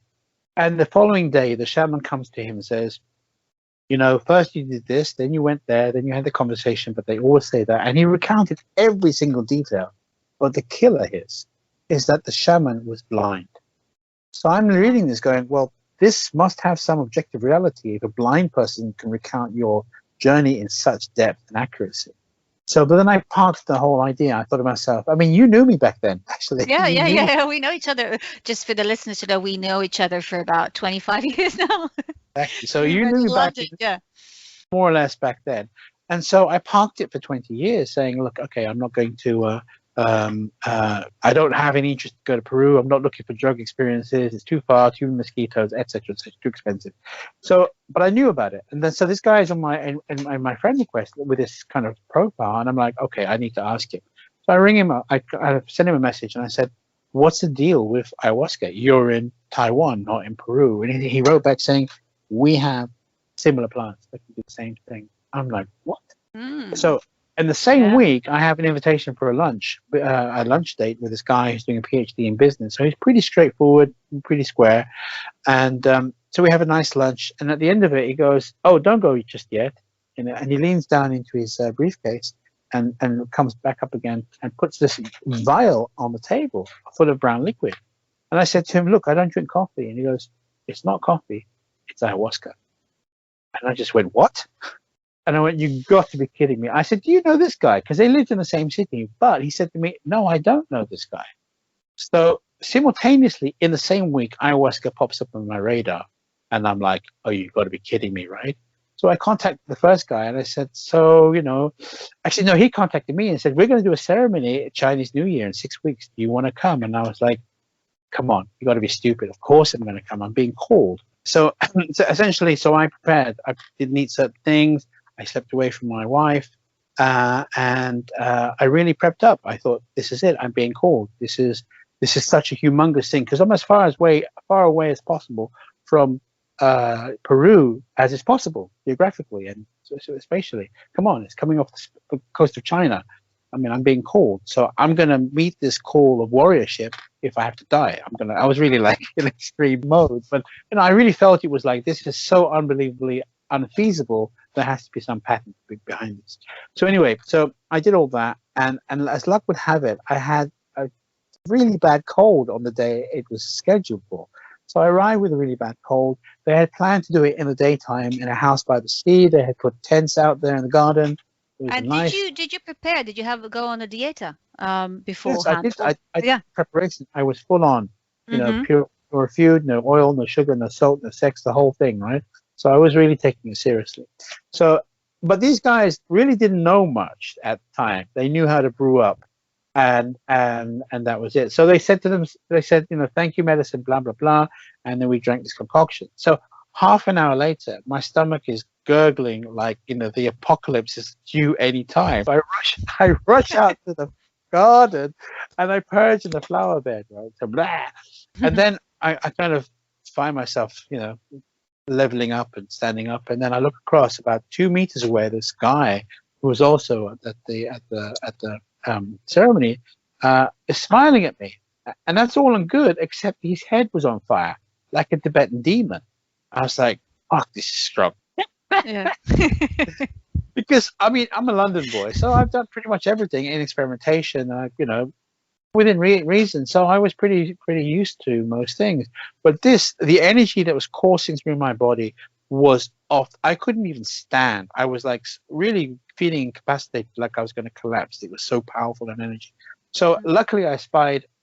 I spied the tent, and I went into the tent, and I took my glasses off, and actually I was convulsing at the time. I was actually all my muscles were convulsing, and I lay down and my arms began to convulse behind me. Strangely enough, I felt very calm. I just went, you know, this is just the process. And I closed my eyes, and suddenly I have never seen visions in my life like this. It was in front of me, above me, behind me, below me, like a 360 IMAX sphere. And everything was changing, geometrically morphing. And I was like, oh my God. This is so serious, because the importance of it, or the import of it, suddenly hit me, and I said to myself, "This is not recreational. This is not recreational." It doesn't have this one narrative that hallucinogens have. It has multitudes within it, right? So, yes, yeah, because it's a living being. Well, that's the thing. So the visions lasted, and then they faded away into darkness. And then what happened was I felt. Ooh, you know when you've been in the room and there's the smartest person in the room and you can feel it, right? There's an aura, there's a presence. I felt that within me. I felt that there was this intelligence that was beyond anything I'd ever met before in my life, on a different magnitude. And that's when I had the epiphany. I went, oh my goodness, I have not taken a drug. I have not taken a liquid. I have taken within me, or a chemical, I've taken within me a living spirit. Right? Yeah. That was just that kind of realization, that epiphany was astonishing, because it's not, because all my experiences except for mushrooms had been chemical, and the mushrooms had been very teenage in terms of giggles and all that, but this was a whole different magnitude. It's not almost like it's watching a movie, it's being the movie. It's a completely different experience because it's relational and you're already prepped for it through your experiences, so you could recognize it immediately. Recognize the intelligence. Yeah. But also at the same time, all the cells in my body are at such a high energy level. Just imagine the most powerful orgasm you've ever had multiplied by 1,000. That's what all my cells were going through at that point in time. Because of the medicinal aspect, which is the most important aspect. The awe, I think, comes in order to take the medicinal aspect seriously. Well, I'll get back to that in a second. Yeah. Then this presence telepathically says to me, okay, let me show you what happens after you die. I mean, if that's not a perfect opening line, I don't know what is. Yeah. But it said, let me show you what happens after you die. It's like, oh, fuck.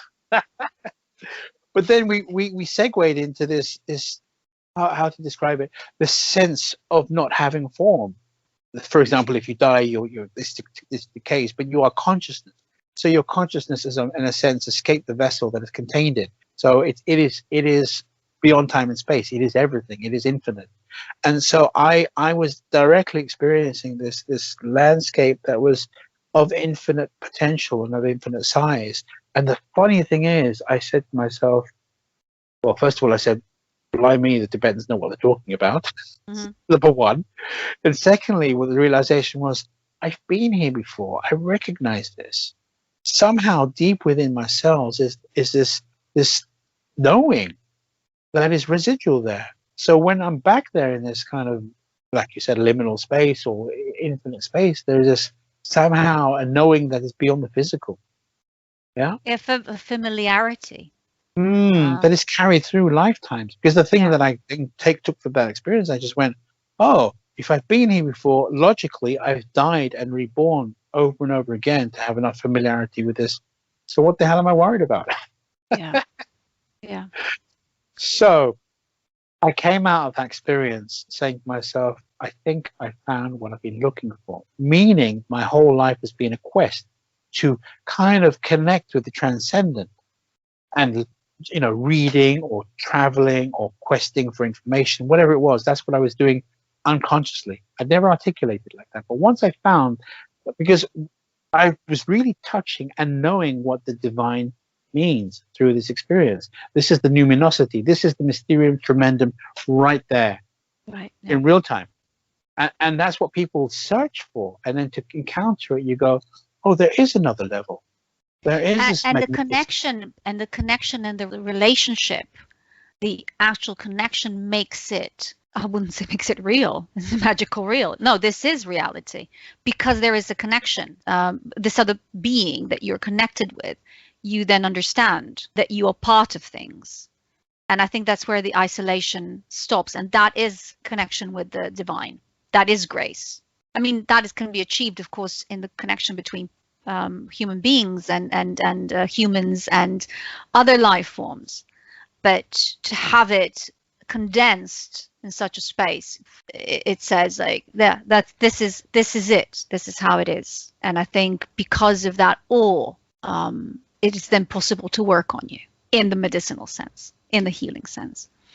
Yeah. Actually, it wasn't medicinal so much. Experience was more of a sacrament. I understand. Yeah. It was not in terms of healing. This was a revelation. I understand that. What I thought was this in this context. Experience, in the context of it being a sacrament, it had to be that in order for you and your soul to go through a healing process. It had to be through that door. But what was funny is that no one else had that experience. I came out. I get that too. Very ho hum. They were not prepped. No, I don't know. It just, that was a door that was open to me. Yeah. And actually it changed everything because I said to myself, this is what I've been looking for. This level of transcendence, which is tangible, which is real. It's not just fictional, fanciful. There is another level beyond this one. Oh my goodness. And there's some kind of solace to actually say, I'm not crazy. It's always good to know. Yeah. So there was that, and so that began my whole journey. If I had had a very kind of ho-hum experience, I wouldn't have gone there. But I think it needed to slap me around the head a bit to say, "Hey, wake up! This is happening now." So the particular lineage then that you connected with, can you tell us a bit about that? I dived in deeply after that. I did have some facilitation and some guidance.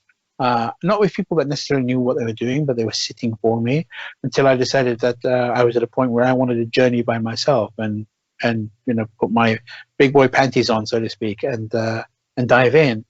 And then in doing so, people started to ask me if I would sit for them or to observe for them, to hold space for them, and I would do that in silence until I began to realize that we were actually entering territory that I was beginning to have problems holding the energetics and having the responsibility of being able to discharge the responsibility of holding that. And then also realizing that I began as a sacrament and I used it for a while with that mindset and that frame. Then I began to see that it was much more than that. It had this profound medicinal quality to it in terms of healing the soul. So that in order to hold that space, I needed to up my game. Because if I was going to be in charge of someone's spirit or soul, I needed to train. And my first person was somebody who lived locally who had actually sat with a shaman and learned the Icaros from that person. So I asked her to teach me because I was in silence because I thought only if the Icaros descend and land that you can sing them. But and then she said, "Thank you for your kind request, but there's somebody even better than me who is in Japan right now. Why don't you write to him and ask him to train you?" So I wrote to him and I said, "This is the situation when you come over." He came over and we did the medicine, and that's when I really heard how powerful as catalysts and as drivers of experience the Icaros are.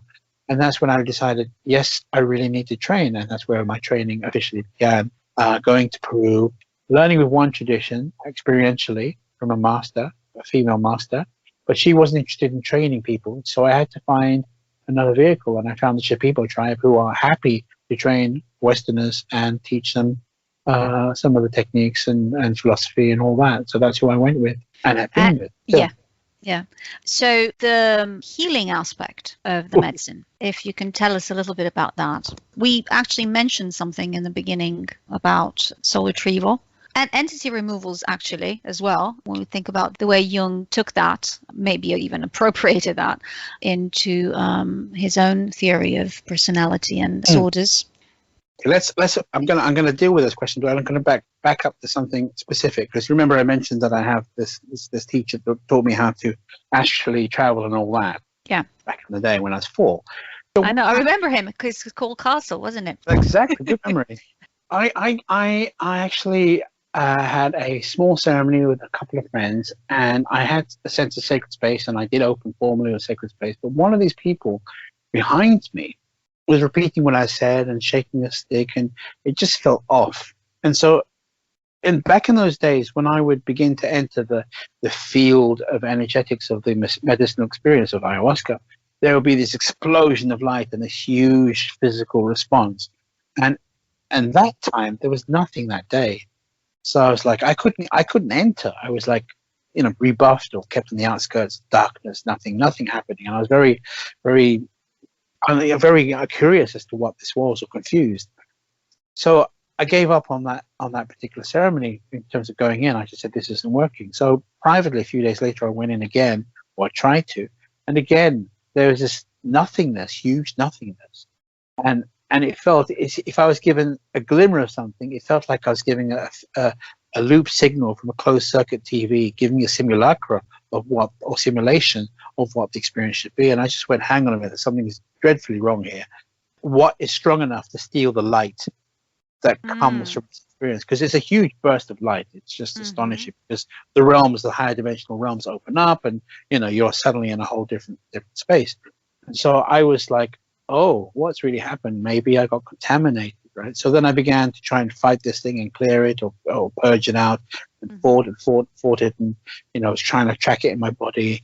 And then I thought to myself, the only way that this could happen is if the sacred space had been compromised, and I'd been contaminated by something. And so I got to the point where I was really, really trying. And I said to myself, Rob, you got to accept there are limits to your skill set and ability base, because you haven't gone through this and you don't know what you're doing.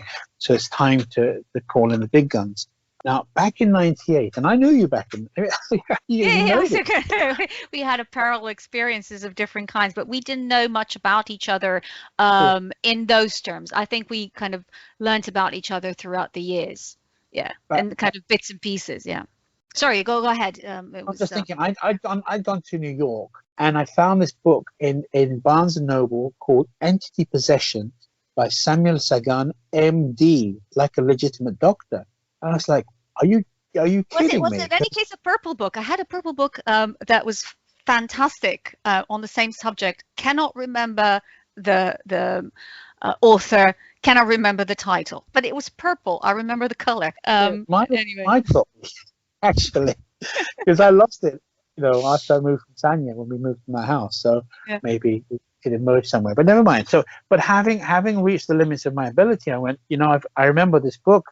Let's see, he had his meditation organization, and it's called Clear Vision. So basically, I went to the website and I went to look to see if there was a regional representative, and there was one in Tokyo.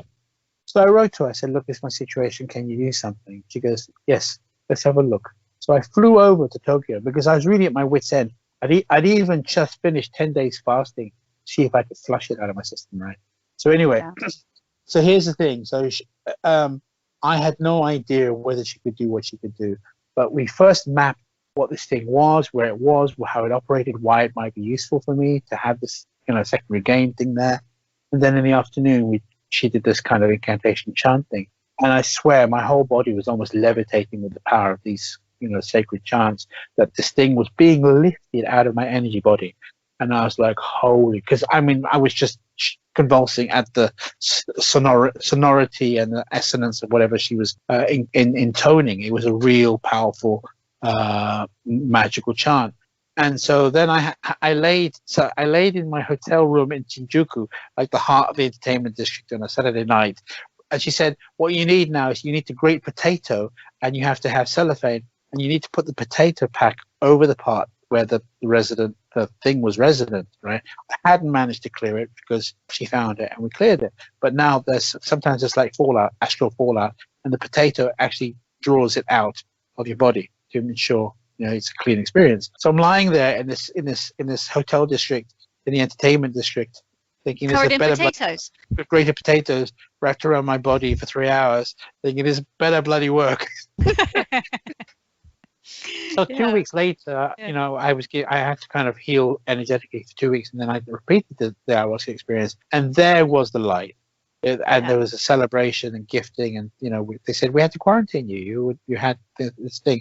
So basically, this woman Helma explained what had happened is that I picked up a fragment of a dead person. This is like the astral fragment, because when a person dies, the majority of their being moves up, but fragments of the psychology or the energy of the mind shatter, and they have life force. They want to survive. And so they're often looking for a vehicle to find themselves, to nest within, to continue living in some form, which is where a very fundamental form of possession happens, which is an unconscious possession. Sometimes it can shift your energy, and they can work themselves into your neurology. So that's what had happened. So something had been opportunistic and actually found itself into me. Which then underlines the importance of ceremony. Well, exactly, space. Yeah. So I then invited her back to Taiwan. I said to my friends, look, if I got contaminated, it's quite likely that you got contaminated. So rather than you all separately flying out there, why don't we pay for one ticket and bring her here? So she came over, she did what she did, but she also had other things that she could offer. So I had a series of sessions with her to do different kind of meditations and different kind of processes. And on my third session, she is like very deeply focused, and suddenly she puts her hand on my, just like clamped over my stomach, right, like a flat palm, definitely focusing on something. And check this out. Underneath her hand and underneath my skin, something went like trying to run away. She's like focused to not allow it. And I'm feeling this going, that wasn't me. Fuck. Oh, what was that? And then we began a whole exploration of what that was. So push comes to shove. Long story short, it turns out that it's this being that accessed me when I was 4 years old and wound itself found a way into my nervous system, and then found a home. I have been living there for years, growing, and kind of wanted to keep me away from people, and kind of isolated and kind of antisocial, and all these kind of little agendas it was running. So we removed it. But that actual experience made it very tangible, the reality of what we're talking about. If you feel something moving in your body that's not you, pretty much a wake-up call to the existence of different kind of realities. Normal, right? Yeah. For me, it always made more sense, because I think from very early on, I had a very animist view without really knowing how to define it. And when I was studying psychology, I was thinking, it's very interesting how this is a whole science based on one word, which is the psyche, which is the soul, without ever actually taking into account that we have a soul. Yes, exactly. The irony, isn't it? The irony of it, yeah. So yes, please do go ahead, because that brings us quite neatly to one of the aspects of the medicine, which is entity removals. What about the soul retrieval aspect of it? Well, let me just back up a little bit, because we also asked me earlier on about what is shamanism. Exactly, yeah. So shamanism is one of the oldest ways of knowing that humanity has. It's an epistemology. It's a way of divination. It's a way of healing. It's a way of communing with nature. It's a way of essentially entering a different state than normal.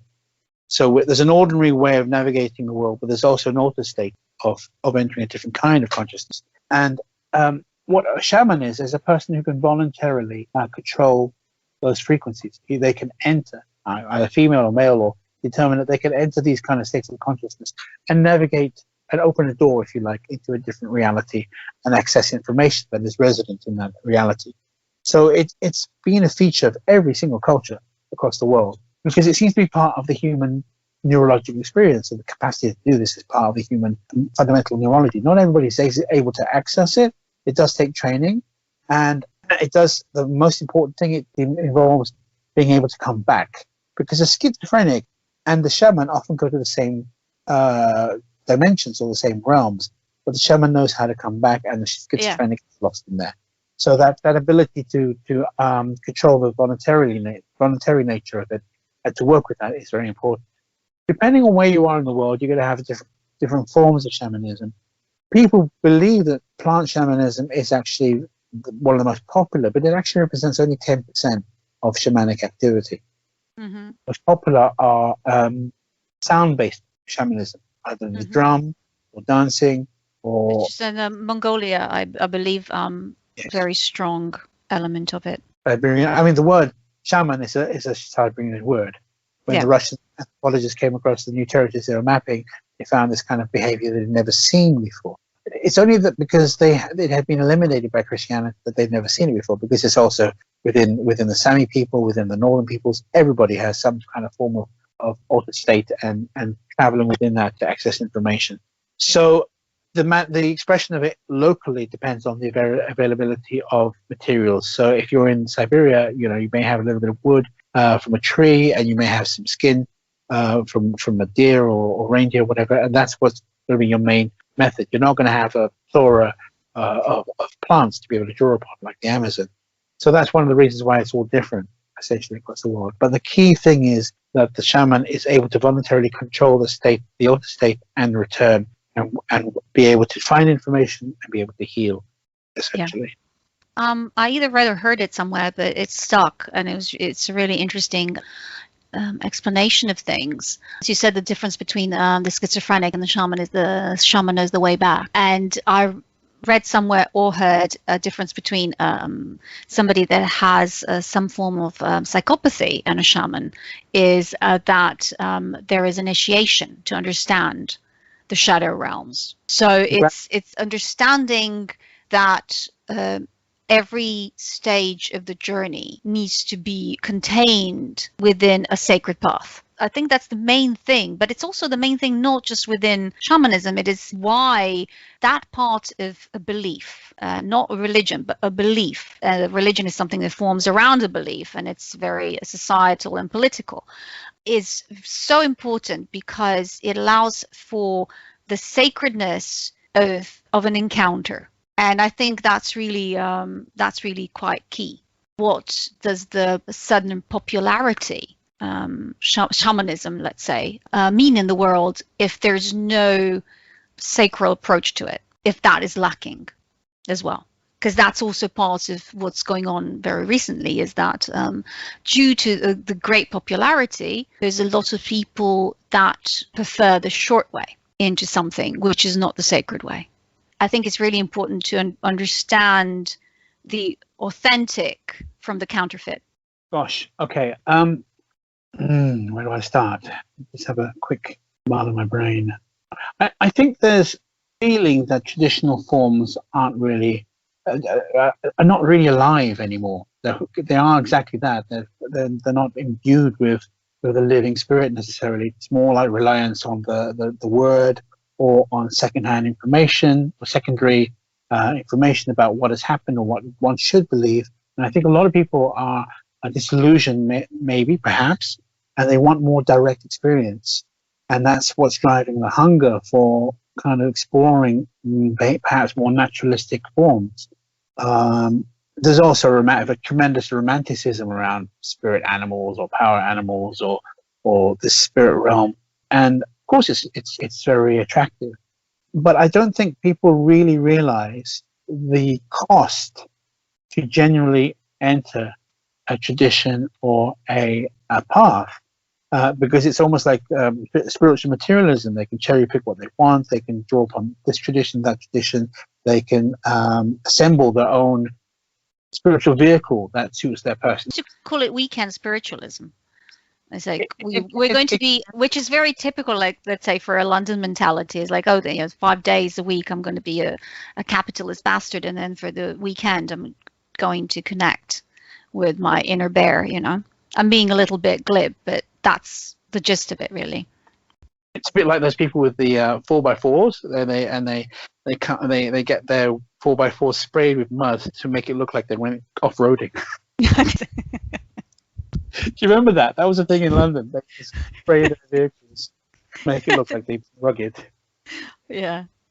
There's a lot of wish fulfillment, and there's a lot of delusion, and there's a lot of New Age terminology that comes into it. And let me think about some experiences I've had. So, for example, one lady posted on a Facebook group about, she said, the shamans of old, blah, blah, blah. And then she began to list kind of tenets of Buddhism. And simply, I mean, I'm an anthropologist by training. I'm going to say, hang on, how do you know this? So I simply asked this, how can you substantiate this? And she basically said, you know, oh, what's triggering you? And then listed like, oh, if you've lost your, you must be stressed. What else? You must have mental health issues. And it's simply just asking her to substantiate what she's claiming. So people are in love with this idea of whatever they want to present as shamanism or defend it as shamanism without any real experience or real training. And that's, I think, it gets me very pissed off, to be honest with you. That there's I can imagine it gets me very pissed off. Yeah. And it's but it's very loud. Places where I find genuine information, and from both theoretical and practical point of view, are always usually places that are much less inhabited than places that really give you some sort of, I don't know, a Luna Park ride.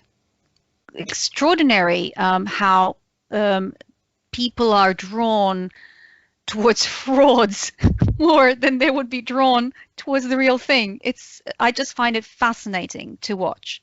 But yes, go on, because there is an element of that, and I think that because of that, the understanding of what it is has been polluted. Well, I'm going to sound like an old fart, but basically, you know, there's a level of sanctimonious and self-righteousness and intellectual vapidity or lack of foundations or rigor in a lot of these people's articulation of their answers or what the information they're presenting, and defensiveness. And I'm like, come on, are you really genuine about learning this, or do you just want to prove that you already know what you're talking about, which you don't really, but you know, you don't have the humility to actually say that I'm ready to learn something and I know nothing. I'm constantly saying, in fact, I know nothing. It's true, because we don't. Because the moment you understand something, another door opens up and you see the vastness of the lack of your knowledge about something. I mean, the greater mystery is exactly that. It is never approachable. The more you enter it, the deeper it gets, of infinity. And the human capacity for reason is only a smidgen of that. I mean, I've been in spaces and domains where actually it's almost like a Lovecraftian experience. To gaze upon the visage of the infinite and of the divine is literally to melt your brain in terms of its complexity and grandeur. The idea is the adventure. And it is, in a sense. I mean, look, in terms of my approach to this work, in terms of inviting people to have these experiences, I ask everybody to be open-minded but skeptical. Yeah. So to be able, the most important thing is the concept of the plant spirit medicine. There's a level of intelligence and awareness within the plant kingdom that has been in evolution for 500 million years, that has been bloody meditating for 500 million years, you know, pretty solid. They know a thing or two. And the blessing is that we have ambassadors from that realm that are willing to heal us and to teach us, you know, like a cocktail party. Not everybody at the cocktail party wants to talk to you, and you'd be lucky if there's one or two interesting people. Those plant spirit teachers are the ones that are willing to you know, metaphorically extend their hand and be ambassadors to bridge the two phyla, the two kingdoms, so that, you know, we can learn from elder brother and they can remind us. And actually the essence of this, you already know everything. Anybody listening out there, you already have the secrets of the universe encoded into you. It's just that you've forgotten. It's that package. It's that thing that you have your suitcase and it's packed, and it's just a moment when it Revelation. is. Yeah. What is the time to open it? Mm-hmm. And that's why I'm not spiritually in more advanced than anybody else. Everybody has this information within them, so I'm not superior. I'm not a guru. That's really important point. That's a really important point. That's a very good litmus test of how to discern between people. If you see somebody that's positioning themselves higher than you, then you know that you're probably encountering somebody that is just on their own little ego trip and not really in relationship to what they're teaching. And it's very easy to do. It's actually the cliche trap that because you're working with such powerful cosmic energies, it's very easy to identify with you as perhaps the source of this, whereas we're not. Exactly. And that is actually a road to psychosis, because that is what Jung talked about. It is to be overwhelmed with an archetype. Yes, because you think you are the God creator. You are the God creator. Yeah. And it's the God complex is so common, and also the medicine is happy to amplify your hidden desires, so to speak, or your shadow side, if you're not integrated enough to understand your shadow side, so that you become possessed by the shadow side. Yeah. Which is a very important point to make. Which brings us very neatly to the adversarial aspects, which is sorcery. Do you have anything to say about that in terms of encountering it and maybe an experience that you had? It's a feature of Amazonian society that they have utilized what they've known and what they had, in terms of getting a competitive advantage.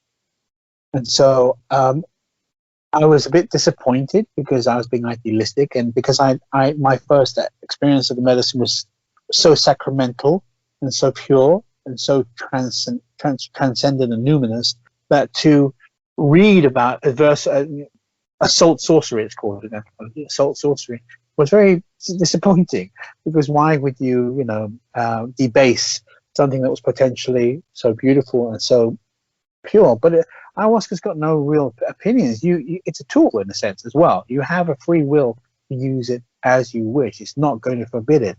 So it's more a reflection of what the person is and what the person is really about. People who in the Amazon who do work with negative energies, actually the consequence is a shorter lifespan, generally speaking. They don't live as long. So it's not a good advert, not a good health plan to indulge in those kind of things. But it is true, and there's a lot of score settling as well, even amongst shamans. There's a lot of taking down or stealing powers and things like that. So there's a Western mind is a bit naive in terms of it, when you think you're going in for tourism, kind of spiritual material tourism into the Amazon, to not realize the backdrop to it. There is. Yeah, I think there's a great point to be made there for using the holy for the profane, and what the consequences of that are. Yeah. And I've been attacked myself. I've had diet stolen from me. I've been harmed, and I've gotten up. I've fixed things, and I had a choice. I had a decision point. I could either cry about it, or I could stand up and dust myself off and get on with it. Fix myself and get on with it and get stronger for it. That which does not kill me makes me stronger. Yeah, and it's part of the world. Harm is part of the world, unfortunately, and that is something that is very important for people to understand and to navigate and to accept and learn how to deal with in a healthy way.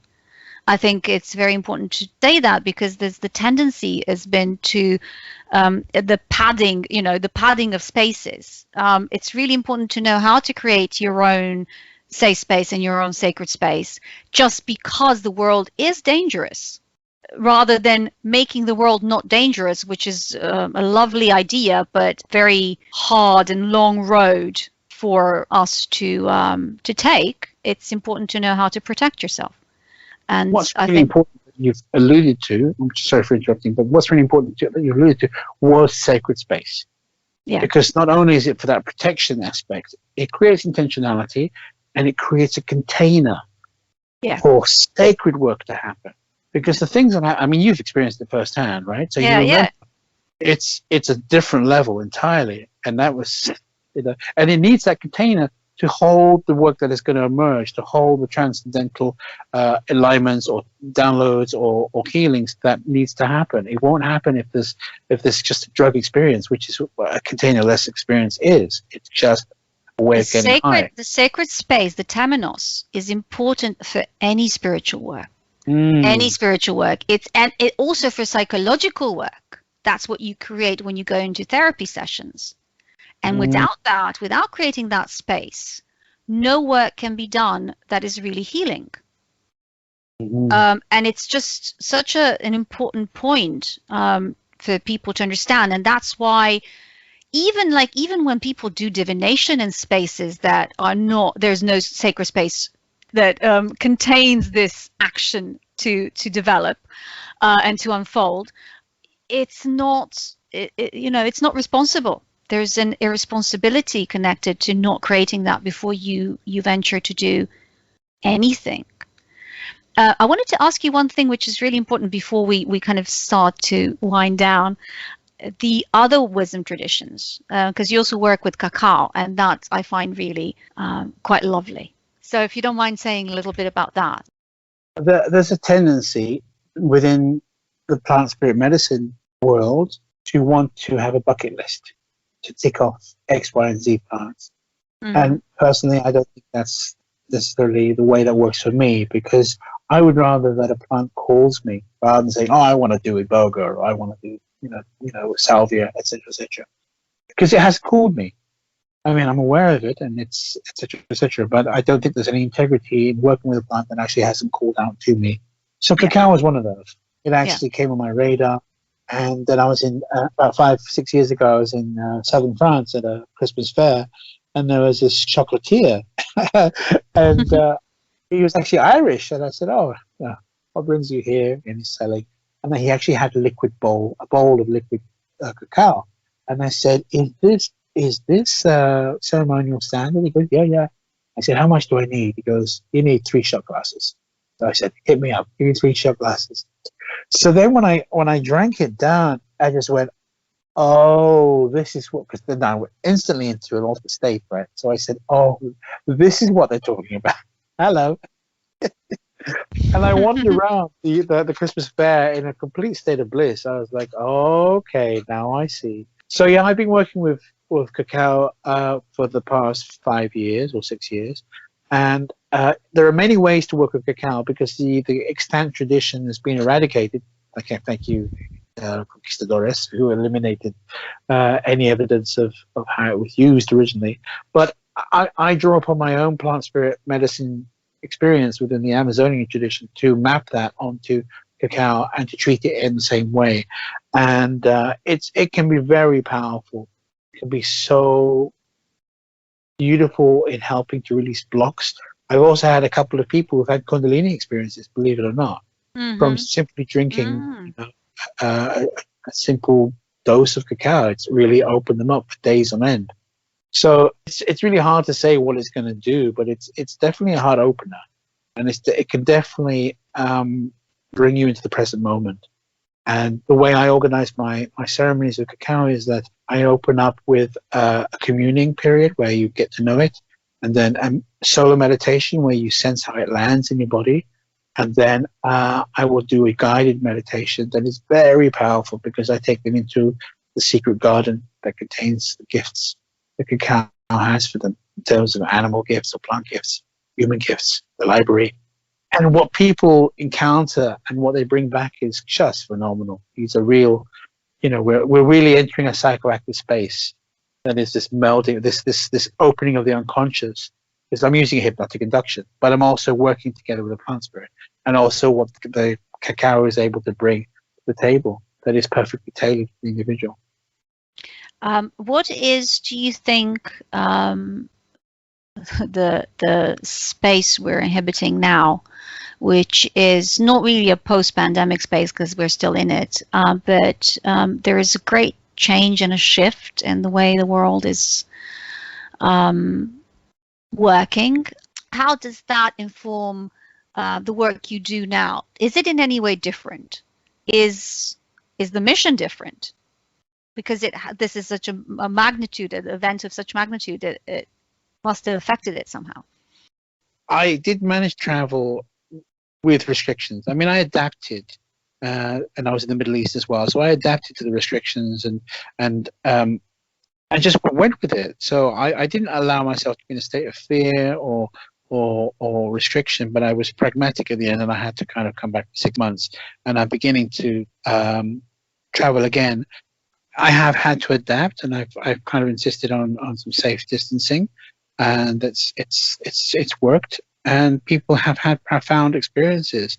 In fact, it's been an opportunity for the work that I did back in Peru in training to really come to fruition and to really mature and to have deep spaces. So yeah, I think I should have probably done a better job in framing my question. I wanted to know more rather about the way you're dealing with the actualities of the pandemic, which is great to know, and it's good to kind of hear a bit about it. I was thinking more in terms of relationship to plant wisdom. Does it in any way accelerate a certain mission that you're in because of everybody being suddenly thrown off course? Whatever their lives were, they're somehow thrown off course within this. Do you think that will bring a bigger thirst even for understanding and being back within nature? Because, the only thing that people really, really want after being locked in spaces is just to go and hug trees, touch the ground. That's quite big change of just people just going through parks and not really being aware of what they're doing. Oh, so you're saying it might enhance the appreciation for nature? Exactly, yes, that's it. And therefore, the thirst to understand and to be in relationship with plants. And by that, I mean really, truly with, with chamomile. It doesn't have to be plants that are from the Amazon. Do I think there'll be a resurgence in the interest of all plant life in connection to that? Yes. It's when the 1918 pandemic eventually subsided in 1920, then there was the Roaring Twenties, which I really think was a reaction to the trauma that had been gone through and the desire to grasp life and more in hedonism, essentially. I'm not so sure that everybody will be on the same page spiritually or wanting to have that Walden moment. I think more likely a lot of people want to get pissed in company and be hedonistic. But I do think there's a pent-up desire, and for those with money and capital to be able to express, there's a lot of programs out now happening in the UK that are spiritually orientated for retreats and things like that. So to see how people can get in touch with you, what are your contacts? Sure. So just drop me a line. It's very simple. It's a Gmail account, and Spirit of the Amazon, one word, Spirit of the Amazon @gmail.com. And if they want to, because when things start to stabilize, then I will again hold retreats in Peru with my own teachers, and you come and actually receive the whole training, which is not the whole training, but the authentic training in terms of connecting to ayahuasca ceremonies, and also a subsidiary plant that's going to be part of your healing and your teaching. So it's not just about ayahuasca. Ayahuasca is a vehicle, but the shamanic plant tradition has a whole cornucopia of helping allies that can help us in different ways and heal us in different ways. So that's what a proper authentic retreat is in the hands of a master. I'm just a facilitator. The master is someone completely different. You also have a YouTube channel which people can visit. Can you tell us the name of the YouTube channel, please? Surprisingly, it's called Spirit of the Amazon channel. Oh my God, this was such a ride. It took about an hour more than we were planning. So I hope you enjoyed it. I enjoyed it absolutely and thoroughly. And I think that for anybody that is interested in this will be such a treasure to listen to you, because it takes something that is present, but also at the same time possibly exoticized, possibly romanticized, possibly commercialized, all of that, and puts it in space of a journey of one person. mystical experiences and the way we live our lives and incorporate these mystical experiences are really important to the richness of our lives, whatever it is that we choose to do. It doesn't have to be any specific path. It just needs to be something that informs us that we are constantly in relation to the universe. We're in relation to the cosmos. We're in relation to other people. We're in relation to plants and to animals and to inanimate objects even. So it was such a detailed conversation. I think it has been a real treasure to listen to you and to talk to you.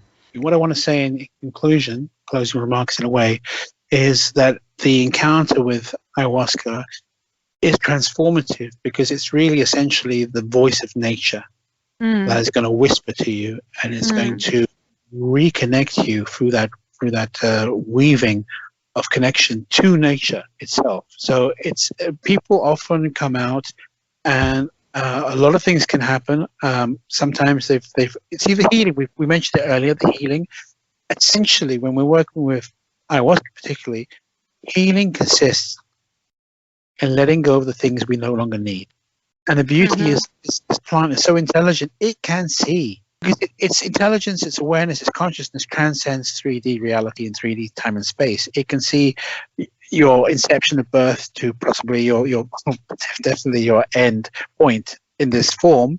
And it can also see where you get generational information from your traumas of your ancestors. And it can see what you carry. It can see where you're wounded. And it can see what limits you as well in terms of being able to maximally express your potential. So if you remove the things that limit us, then expressing your potential and your gifts becomes so much easier, essentially. So the consequences of letting go, being able to be allowed to let go of the things we may not even know we're carrying. That's the most surprising thing. Sometimes I've let go of things. Sometimes the plants have said, hey, buddy, you've got this in your operating system and you don't even know because it's like wallpaper to you. You think this is normal, but it's not. It's the same thing, I think, within systems, that we do not know how maladaptive our ways are, really. In so many, the things that we carry, the weight we carry, the way that we carry ourselves, that there's so much to it is, being put in a mold. And how we adapted to that particular mold is usually a maladaptation, rather, because it's a mold and we're living beings and growing as well. I think that reconnecting with nature is possibly the most important thing a person can do in their lifetime. I mean, you knew me before. I was a London boy. I'm the least likely person that you think of as going off on this Amazonian adventure, so to speak. Yeah, if that makes sense. Yeah. The actual direct connection of nature that's transformed me and made me much more grateful and understanding of the humility of my place in this universe and the contribution that I can make. But it does make a small difference, I hope. Absolutely. What I wanted to ask you, because we wanted to mention that, and that's important as well within the context, is the legality of the ceremony. So if you don't mind saying just a few words about that, because we're mostly talking about Peru, and that is very straightforward. Let me talk about Harry Anslinger. Okay. Let's talk about Harry. Let's talk about Harry. Do you know who he is? I have no idea. Harry Anslinger was he at the end of Prohibition, he found himself with a department that nearly had run its remit for its function, and so he wanted to find a new target, and he found it by targeting Mexicans and blacks, marijuana, and he declared, that this was the new kind of the war on drugs, essentially. Although that's a Nixonian term, he made it their target, and he demonized, the movie Reefer Madness. This is all his brainchild, in a sense, to make what was actually normalized, and people were able to consume these drugs without being, society falling apart. It suddenly became demonized and persecuted. And so he also began legislation to enlist everybody else in the world in his campaign. And we're talking about the Cold War period by now. So he's saying, if you don't support the prohibition of cannabis, we're going to stop American aid to your country, or whatever development projects. You have to support this prohibition. So in 1971, the UN Convention on Psychotropic Substances was formulated. And again, given the fact that America had been through its own period in the 60s of Timothy Leary and the perceived threat to the establishment by the counterculture, the Americans were desperate to try and basically enumerate everything they could that could potentially open the mind or lead to different kind of experiences that would potentially be threatening to the social structure or the establishment. And so DMT, which is the active component of ayahuasca, was on that list. But Peru said no, and Ecuador said no, because you cannot criminalize something that is part of our patrimony, part of our heritage. But everybody else in the world went along with that because it was just, formality to sign the convention and become co-signatories of the treaty. So essentially, one of those ingredients is illegal everywhere, pretty much so. Except for now Portugal and Brazil did a lot. Brazil was in an interesting position because it had these syncretic churches that had been in existence for 40, 50 years, where they had used ayahuasca as a sacrament in these kind of Catholic, candomblé, Santeria kind of experience, not Santeria, but candomblé experiences, African-centric with the elements of Catholicism, with the medicine as a central sacrament. And so the government in Brazil said, well, look, should we criminalize this? But we can only criminalize it if it's actually a known medical danger or a social threat or social it impinges on society. And so they ran a longitudinal study looking at people versus a control group who'd been using it for a long time. So check this out. What did they discover? They discovered that not only was there no medical impact long-term usage, but they discovered compared to the control group that people were cognitively enhanced. In normal speak, the people that drank ayahuasca were smarter compared to the control. Brighter is the other word. Yeah. Right. They were brighter, Enlightened. smarter. Yeah. Enlightenment is next week. But so they discovered that. And secondly, in terms of social engagement or social threat to the society, they found that people who were long-term participants in these ceremonies were actually more socially engaged and committed to community than hoodlums, etc., etc., etc. So the Brazilian government in '86 just said, look, we don't have any grounds for criminalizing it. So they didn't. It became a legal substance. So we have these countries like Brazil, Ecuador, and Peru that it's legal, and Portugal now with the whole anti-criminalization program. But pretty much everywhere it's illegal on paper, on the statute. But the difference between something being illegal and being actionable is questionable. It depends on how much political will there is to focus resources on criminalizing this when there are a lot bigger problems, compared to synthetics and stuff like that. It's a spiritual practice. It's a ceremonial spiritual practice. So it's very different to... That only holds water in the States in terms of religious exemption, but elsewhere nobody else particularly cares. Right, okay. Final question for you, Don Roberto. It's the question that's been raised about cultural appropriation. Maybe just some final words on it. I think it's an important thing to consider. I think if you look at... Let me tell you another story, okay? This is just the nature of the world. I was in Tanzania doing field work for the World Health Organization in the London School of Hygiene and Tropical Medicine as part of my anthropology. And so I went into a barber. There's a picture of David Beckham on the wall. I am walking through the village. I hear this radio playing a Chinese ballad. I go to the toilet, and stuffed in the crevices of the wall is an Arabic newspaper. I go to a wedding. And I'm going to be rude here, but on the fucking stage, there is a huge poster of Iron Maiden in a Swahili wedding. So there's always been flows of culture. Always through trade routes, through sharing of information, but that's going to be something. So there's one aspect. I mean, do we just say now, okay, I'm sorry, if you're only Indian, are you entitled to practice yoga? That's ridiculous. If you're only Japanese, can you do karate? Again, ridiculous. We've got these huge flows of cultural practice that are spread throughout the world. However, what the American take on yoga has been to boulderize it, to simplify it, to make it into a competitive thing reduce it or extract it away from its philosophical basis and turn it into something that's quintessentially American, which is also not entirely correct in terms of where its origins are. So that's problematic on one level, that there's a disrespect to where it comes from, what it's trying to do, what its spiritual roots are, to becoming something materialistic or purely physical, like other things as well. It's not it's not specifically that, it's everything that it's been just used as a tool. Or a way of making money, whatever.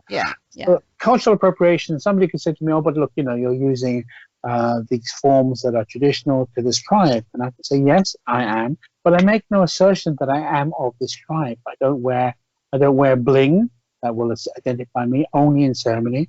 I don't have a name. Like, remember in the 1970s, everybody had a Native American name. Suddenly, I'm running Buffalo or whatever it was, because it was Shishi at the time. No, I don't do that. And I actually study the language, and I spend duration there, me personally, and I try and learn authentically what it is they do, so that I can represent it authentically, not necessarily a half-baked mismatch of New Age ideas plus what I think this is. I'm trying to represent it authentically as much as I can and do justice to it. So cultural appropriation, what do you think? What do I think? What do you think? I think that the commercial elements of it are colonial, and yet the true elements of quest are universal. The only thing really I can say, I absolutely agree with your experience in Tanzania, because that's how it is. That's how cultures inform each other constantly. It is absolutely without any doubt that it is so. Just by existing in this world, we know that is how it is. But the elements, fear of tribal life, that it is pure and static and non-changing. It isn't that at all. I think a sense of space. I think one thing that I do think is that it's important to understand, to always have a sense of place. When you come into a particular place, you always, if you're aware of locality, you know that there's spirits of locality, there's a tradition that needs to be respected. You meet it in a relationship. So that I agree completely with. And I agree as well with the commercialization of it, that it has absolutely colonial aspects. There's no doubt about it. But I think it's very important to make a distinction between what is somebody using the form of it for, let's say, monetary advantage and so on, and somebody in honest quest and understanding in relationship to it. And I think that's lost in the whole chatter about it.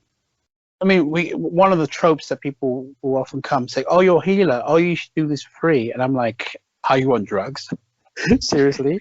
Like, how am I going to feed myself? How am I going to get from A to B or fly or train?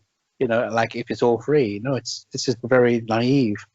It's the same thing with any other activity, isn't it? It's just if you do it seriously, you have to have a way to sustain yourself and to be serious about what you do, which takes time and takes study and takes resources.